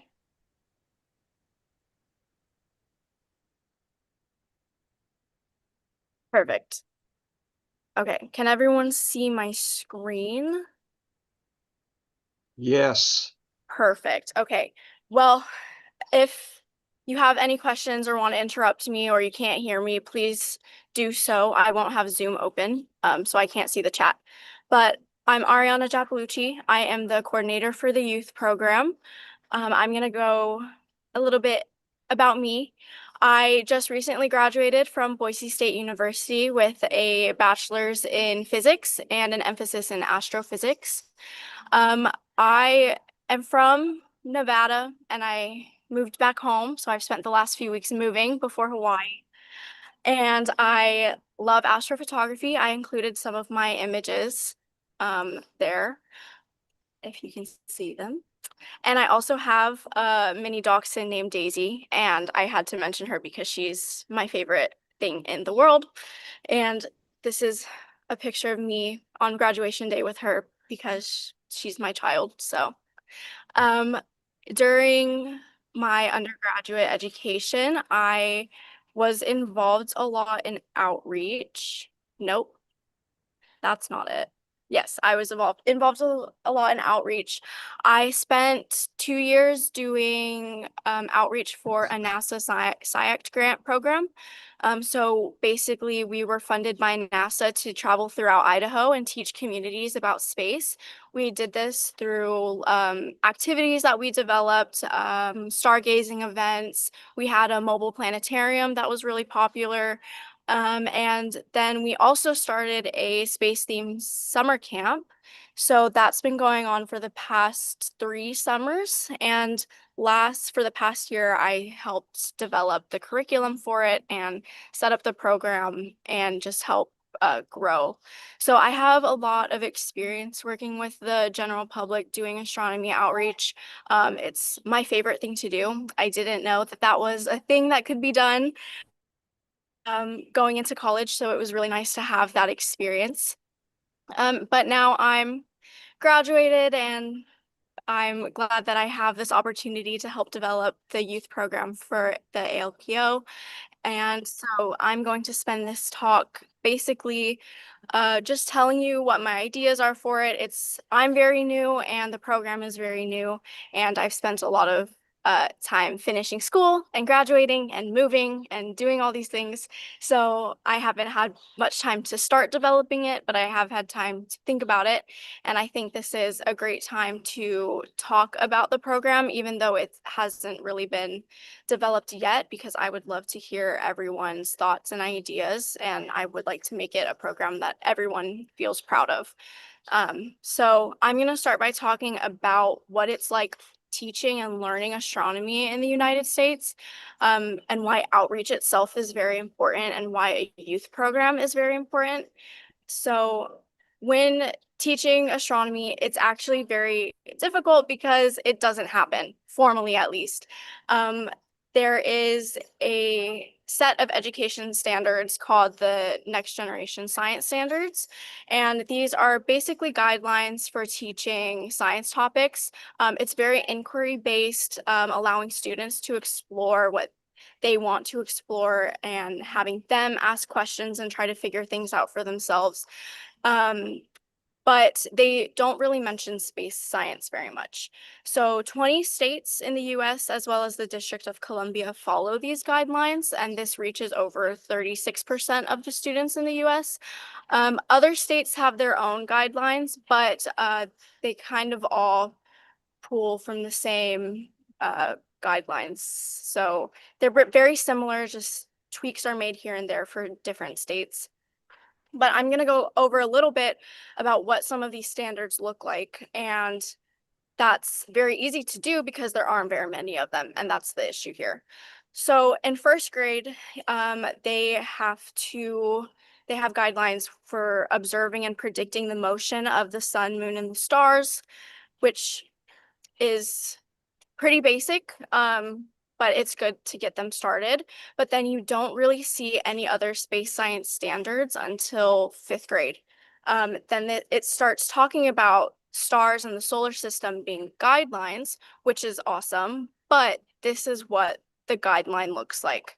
So if this is coming directly from a PDF of the NGSS guidelines, they have a PDF of topic arrangements. And so it goes through each grade level and the different topics that they should be discussing in that grade. So in 5th grade, stars in the solar system is what they should be learning about. But the ideas that they're learning are in this table here, and they learn about the gravitational force of Earth acting on objects. They learn that the sun is a star and appears brighter because it's closer, and that the orbits of Earth around the sun, or around the sun, and of the moon around Earth are affecting day and night. They affect the time of day, like the length of the day, seasons, things like that, which is great. But from my opinion, that's really late to start learning things like that. Speaking from experience, when I would go to schools, we would develop our own activities. And when we went to a 1st grade class one time, this is my fault for not knowing, but I was under the assumption that they knew their planets, like they knew the order of the solar system, because I thought that was pretty basic. But our feedback from the teachers was that it was way too hard, and all we were doing was going through the planets and the solar system and talking about, you know, different types of planets and what they look like, what they're made of, just things, simple, basic things like that. But the education system does not prepare them to understand those types of ideas until around 5th grade or middle school. So that just seems very, very late to me. But then we get into middle school, and the guidelines have questions like, what is Earth's place in the universe? What makes up the solar system? And how can the motion of the Earth explain seasons and eclipses? Which again, I feel like is very, very basic, something that could be learned in elementary school. What? And then we get to high school, and these are where we get into the questions that I think a lot of kids actually have, even in elementary school. What goes on in stars? What is the universe? How did matter form? And then the NGSS guidelines also have questions about how changes in like the behavior of the sun or things in the solar system can affect humans, which is great. These are really amazing questions that students have and should learn about. But the problem is that in high school, they don't really have to take an astronomy or space science or earth science class. I couldn't find super updated information, but in a CosmoQuest article I read, it was from 2009, so the data has probably changed, but I read that only 12% of schools offer an astronomy class. And that's just your basic astronomy, like questions like these. But then also from a 2018 report by the American Geosciences Institute, only 16% of states require high school students to take a course that includes Earth and space science concepts to graduate. So the guidelines bring up really amazing questions for students to learn and explore, but they don't have to take them. They're not being encouraged to take them. And in my opinion, if we're getting them to ask these questions so late, they're not developing that interest that a lot of young kids have. I became interested in astronomy when I was in 5th grade. I watched a video about the solar system. Our astronomy unit was probably like 2 days long, but that solar system video stuck with me my whole life ever since then. And I was lucky enough to have a dad who really fostered that interest in me. He bought me my first telescope. I was interested in astrophotography at a very young age. He bought me my first camera, and he helped keep that interest going and supported me in what I wanted to learn about. But the school system didn't. And I feel like it's really sad, because if you go to these schools and you're teaching these kids and like doing outreach with them, they have so many amazing questions. They want to know what's going on in the universe. They want to know what makes up the universe and just how we can explore and do things like that. And like what's like the Artemis mission, I'm sure everyone was watching that and paying close attention. These kids were so interested and just amazed by the science that was happening and the discovery that's happening. So the kids want to learn, but the education system isn't set up to teach them about space science. And that is unfortunate, but it also means that astronomy outreach groups and observatories, museums, all of these groups have the responsibility of teaching those younger generations about science. And that's where a youth program comes in and why it's so important to have these resources.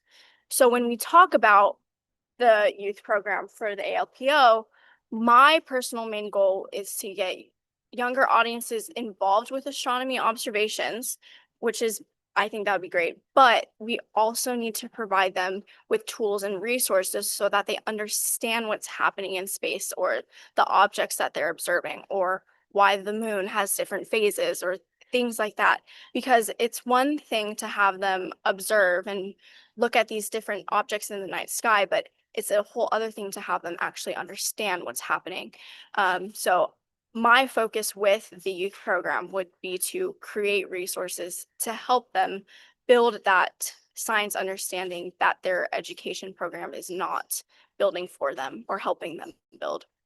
So with this, we would have two focuses. We would have a focus on individual learning and classroom learning. So individual students, if they want to learn about something, they can just find the resources themselves, or having resources for groups of young audiences, as well as resources for the teachers, because if there's not a focus on teaching students, then there's not a focus on having teachers learn about space science either. So the teachers also need to be prepared to teach students astronomy. So I'll focus on the individual first, which would be easier to set up and to get going in the program.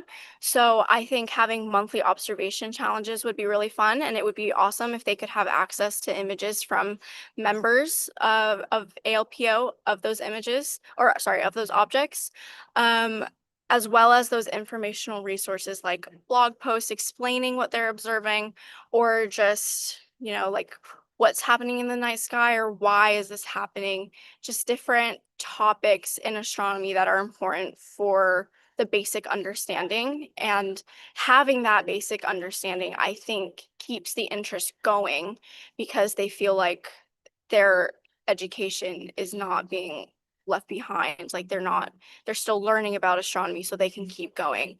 Because if you're, at least from my perspective, like if you're a young kid and you have this, like for me, you have 2 days of learning about the solar system, that's amazing. But if you're not continuing that education, it's hard to keep that interest. And it kind of makes it seem like society deems it as unimportant, which is absolutely not true.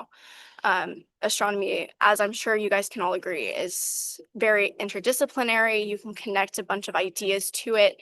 And it's very important because we live in space. I think a lot of people forget that too, is that we are on a planet in space, and everything that happens in space impacts us as well. It's our home and our universe. So we should all be learning about that. But having those blog posts explaining that would be great, as well as a Q&A forum. If they have specific questions, they can ask and members could answer. And I think that would create more of a community and have the younger audiences be more involved and feel more connected to the program. And then developing activities is something that I have experience with, and I think it's something that would be great to have for students so that they can complete things on their own time and just have the opportunity to explore on their own. And you have those resources for them as just some guides to learn. And yeah, so that's like my starting ideas for the individual part of the program. But going into class and group focuses, having lesson plans that connect to the standards which they're teaching with, because they have to teach what they're supposed to teach, but there's ways to connect astronomy to those standards, even if they're not necessarily space science in particular. You can connect astrobiology or chemistry. Every science is important to the universe, so which is why it's so interdisciplinary. So having lessons and lesson plans that connect to those standards, I think would help teachers be able to teach astronomy more in those classes. But then the teachers themselves also have to learn. So having resources for teachers to understand these different astronomical phenomena would be amazing. Classroom challenges. And then I would really love to have an Ask an Astronomer call session for classes. So maybe members could call into a class and they could ask questions, because they have a lot of them. And if you're talking to a class, you better know your you better know your stuff about black holes because that is the #1 topic. But for general conversations or just for activities that could be led with a member, I think would be really fun. And again, keeping them connected to the organization itself. And that's a great way to do it. Some more ideas that would probably they would need to happen more down the road with more time and more communication. But an issue that comes up with observing, especially for young kids who don't have their own jobs, so they don't have their own money, is that they probably don't have access to telescopes, or the telescopes that they do may have can probably only see the moon, which is really amazing. But it's still, if we want them to be able to see more, it's something that we need to keep in mind. So I think connecting with different observatories would be an amazing opportunity for students to be able to go and maybe use those telescopes somehow to make these observations. We also need to come up with ways to track results of outreach efforts. This could happen in various ways, either if there's like an ask an astronomer session, maybe talking to the teacher afterwards, seeing what works and what didn't, or having short assessments just to see if what they're learning, or getting interest forms, something like that, I think is a good way to track those results. And then also, again, having those observations made by members, if that's something that any members would be interested in, just sharing those with groups and individuals I think would be great for the outreach program and for allowing students to connect with those observations if they don't have the ability to complete those observations themselves. So those are some ideas that I have. I am open to any comments or questions or suggestions or ideas. I have some contact info there. But I want to make this program one that everyone is proud of and that everyone feels like they can have a say in, or if you have any like experience that you want to share or any activities, like any ideas would be very helpful. So thank you for listening. I really appreciate everyone's time, and I am open for questions. Thank you, Ariana. That was very good. Thank you. I for one, am very confident about the future of astronomy with people like her. Oh, thank you. That's very kind. Ariana, this is Ken, and I want to tell you that I unfortunately have to sympathize with your comments about how astronomy is regarded in at least the public school system. Can't speak for the private school system. I'm in Gwinnett County, just east of Atlanta, originally from Cleveland, Ohio, but down here in Atlanta many, many years. And in the county that I live in, which is Gwinnett County, my son and daughter, when they were in middle school, they had the week or two, if that, of astronomy. Now, I happen to have a backyard set up, and I took my son out in the backyard and had him sketch a crater of the moon. He didn't want to do it. I mean, he was an ADD kid, so he didn't have the interest. But my daughter, who was a year younger, she also tried it. And then the next night, she wanted to go back out and do it again. There is no astronomy program taught in the high schools, at least in my county, unless a teacher decides they want to. Exactly. And if they And want that's a to, they have problem. to know how to teach it. Right. Which There a are lot of many, people don't. there are many teachers who are very, very, very poor subject matter experts when it comes to science. And I've heard story after story of quote, uneducated, unquote, teachers teaching science of any kind, and they don't understand what they're even saying. Exactly. So And you have a long road to hoe. Yep. But from what you said, we're very confident in what you think you're going to be getting done. You got a Thank you. whole nation of schools to work with. I know it's very daunting, very daunting task, but I appreciate the sentiment and the sympathy because it's so hard to see. Like I mean, in my high school, I didn't have an astronomy class offered to me at all. I had a physics course and we spent 2 days talking about astronomy. And those 2 days, my teacher decided to have everyone research a certain topic within astronomy and then present them, which is a good idea because then you can talk about so many different things. But we only had 2 days and so many students. So I didn't even get to present about my topic, which was Yeah. exoplanets. Never got to it. But Which was it? What was it? it was just exoplanets in general. Whoa. What they are, some examples. I have to share a quick note. At the AAS conference, there's thousands of students, and most of them are looking for jobs. Yes. And they walk around to all these booths, and Ron May and I were sitting there, and every student that came up, what was the thing they said they were studying, Ron? Exoplanets. Exoplanets. Yeah. Then Ariana shows up. I said, "What do Yeah. you study?" She goes, "Education, space education." I'm like, I signed her up right there. Come here, Yeah. let me talk to you. Come here. Yes. Let's go to lunch. Let's have a chat. You know. Yeah. But every other student was exoplanets. So There's only 2 astronomy projects that were happening at my undergrad school, and one of them was exoplanets. The other one was dust devils on Mars. So, you know, those were cool, but I got pulled into the outreach and I'm really glad that I did. But me too.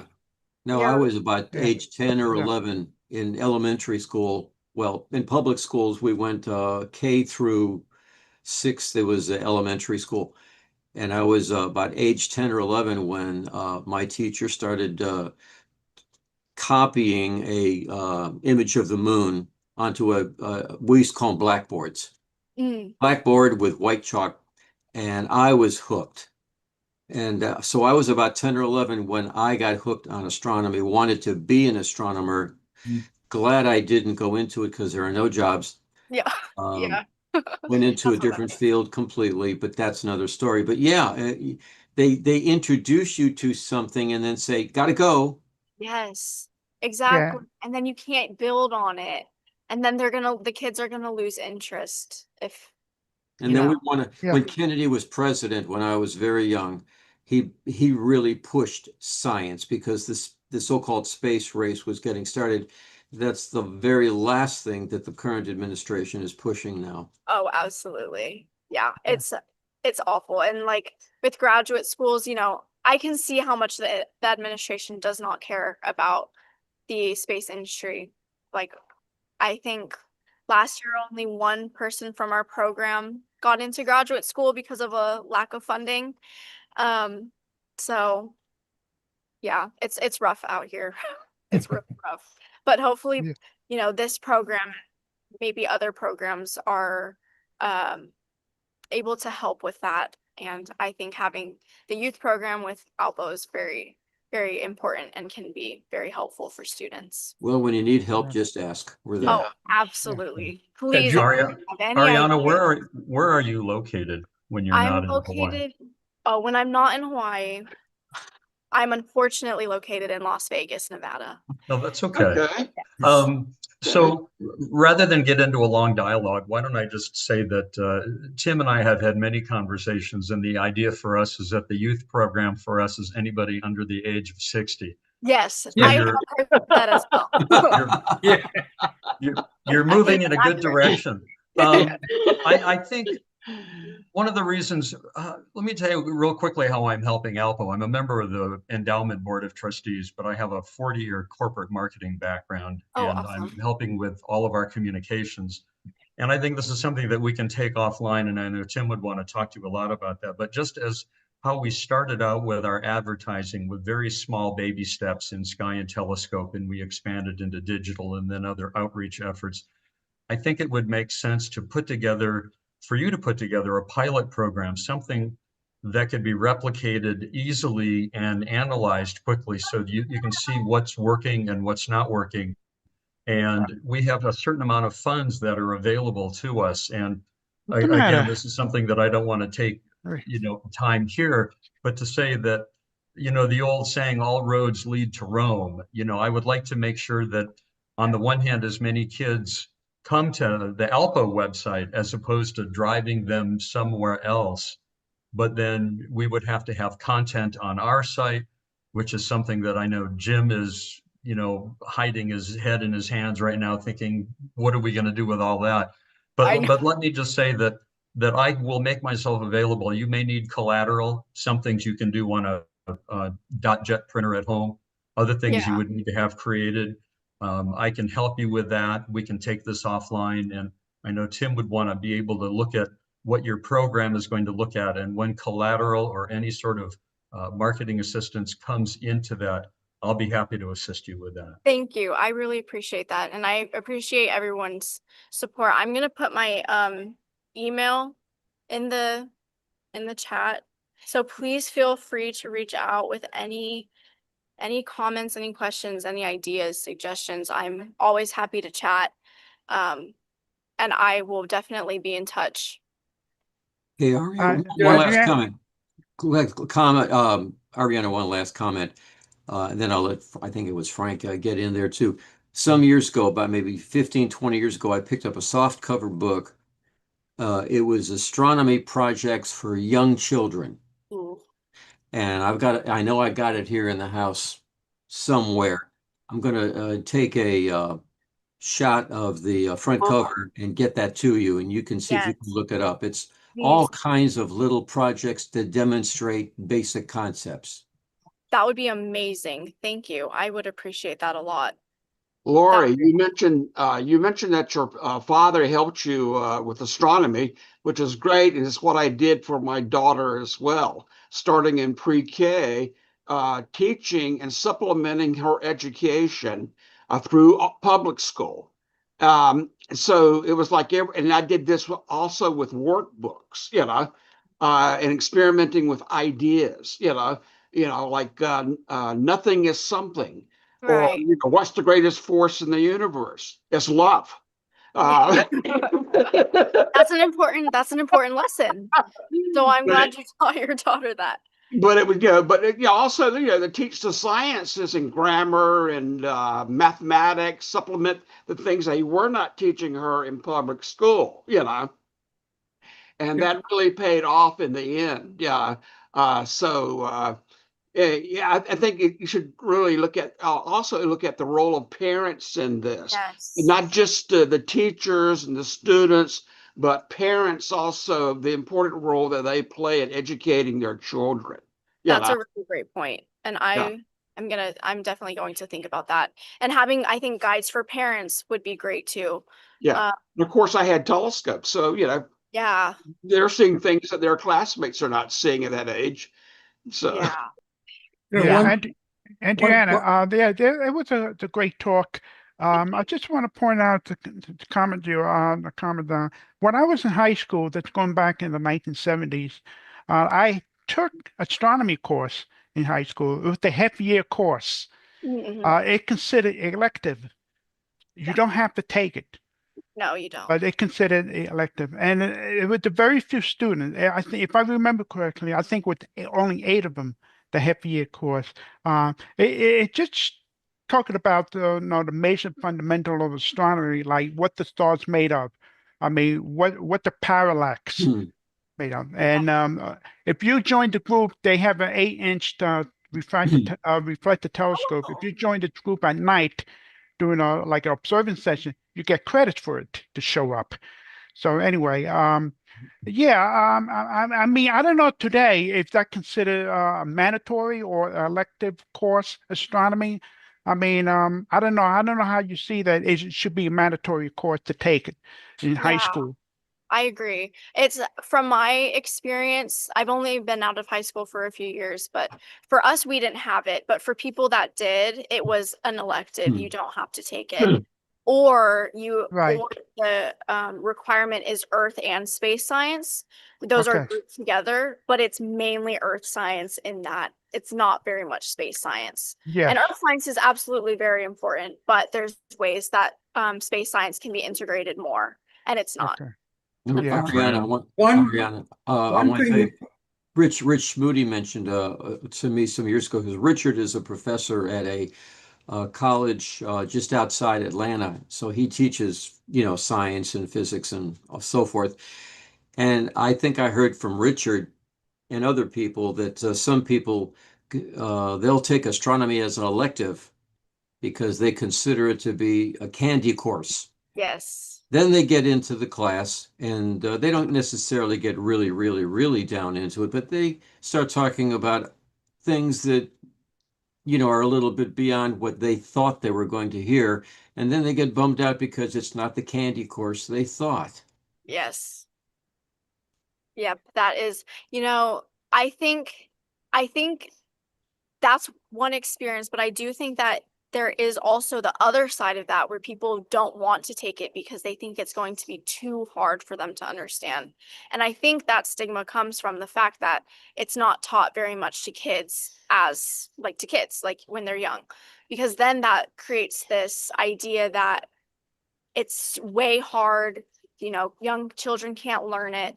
And so then people grow up being scared of it, I think, kind of like with math, especially the math portion, from what I've heard from people. So, but then because it's so hard, they think that if it's offered in school, then they're going to make it easy on the students. So it's like a twofold, it can go both ways. And that just creates a whole bunch of issues with enrollment.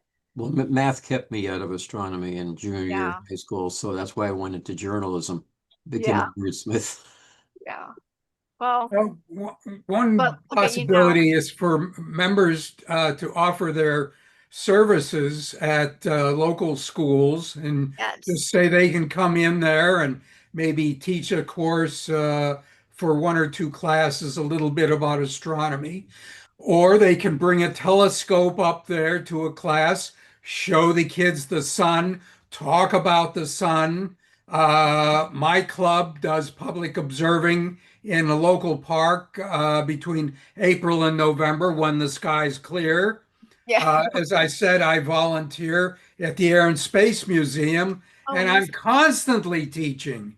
That's what Yes. I do. I spend 3 hours a week teaching people about astronomy. And they love it too. They Yes, absolutely. love it. Yes. Yes. Yeah. And I think that's a really great idea. And I would love to talk more about that, about setting up a program for members to go to local schools and communities to teach. Because that's what I did. That was my job as an outreach specialist in undergrad. And we need more. We need more people doing that. Well, So that's a that good thing Yeah, because we could roll this program into astronomy clubs. Because I yes. know astronomy clubs are suffering with the exact same thing we are. Yep. They don't have a Yeah, youth. They don't yeah. have My club, yes. their average age is 65, 70 years old, you Yes. know. True. And so I'm sure if we had a program that was turnkey, we could hand out to astronomy clubs. That would be great for us as well. Yeah. I think they Yeah, would. my club I'm used going to to have share a this. junior division, and we haven't had it for many years. Yep. I'm going to share this with my astronomy club here in New York City. They could use this for sure, you know. So. Absolutely. Yeah. Please do. Yeah. And now that once I get back from Hawaii and I'm no longer in paradise, I will be working on these resources. a Las lot more. Vegas is kind of like paradise. Yeah. We can switch places then. I'm not the biggest fan of it. What is I it? need What is it? 108 right there? Oh my gosh, yes. It's ridiculous. And there's not even an ocean I can go into. So Stanley, you have a question? Gregory does. Yeah. So, yeah, thank you. So, to what extent, since in the United States we don't use the metric system, to what extent does that contribute to a lack of ability and lack of interest, a lack of proclivity for students to learn astronomy and science in general? for what system? I apologize. I heard everything except the system. Okay, I mean, since we're not using the metric system. Oh, the metrics. Right. So, how much does that deter people from learning science and astronomy? That's a good question that I don't have any insight into.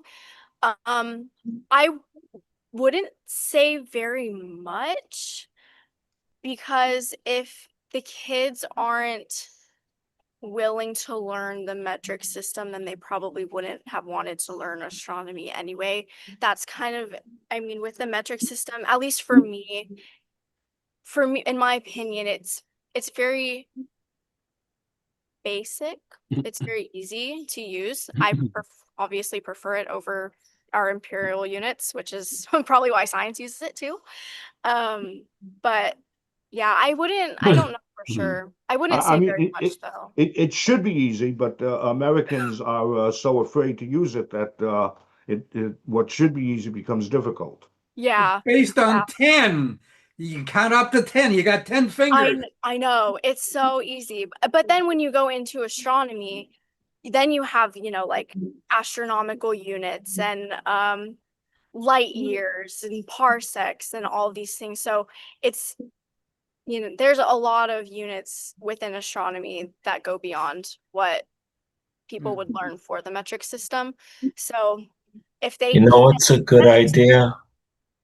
If you can get a little funding, meteorites are big now. They So kids are. could hold a piece of space in their hand and it becomes rock solid. This They is would the love Allende that. meteorite and then the Palisades. Cal that's Powell. Yeah, Cal Powell and I are into meteorite collecting. He's the yeah. expert. Oh, that's Yeah, well, I awesome. am too. But yeah, Oh, I so would love to that would chat be more about nice.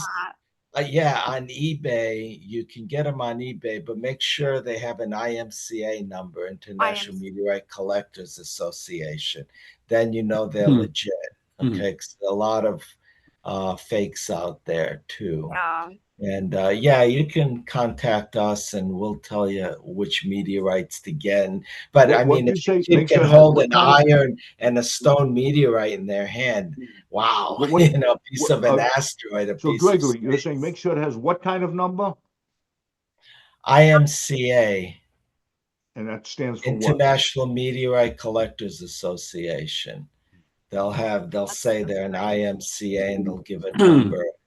That means They they're go really nuts legit. for that. Being able to hold an actual Yeah. Oh, yeah. That's very, I'm 23 years old and I still go nuts for that. So Yeah. like, yeah. So what do you think, Cal? Yeah, that sounds good because that's what I do at Air and Space Museum typically is Right. run the cart that says touch a space rock, and everybody is likes to do that. They do. Yep. And your background And, is a meteorite. Which one is that, Cal? Excuse me? Oh, the Your background is background is yeah, that's meteorite. NWA 17935, Northwest Africa one, that the group that Greg and I hang out that we attend actually went in on a meteorite that had not been classified and went through the classification process.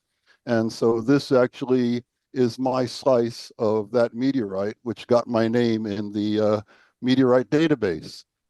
I'm So jealous. that's pretty cool.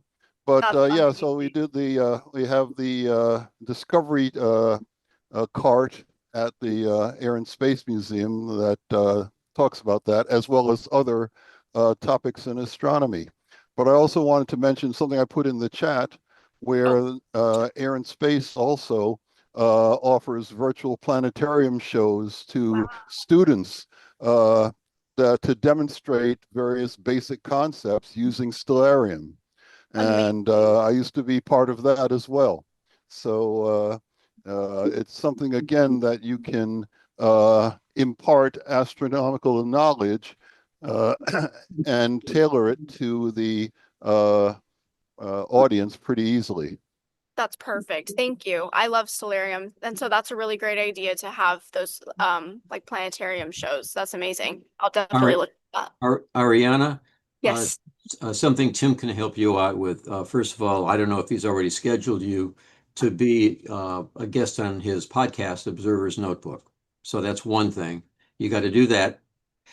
And the other thing is, I think Tim can help you with this as well, is there's a young lady named Pranvera Haiseni. Okay.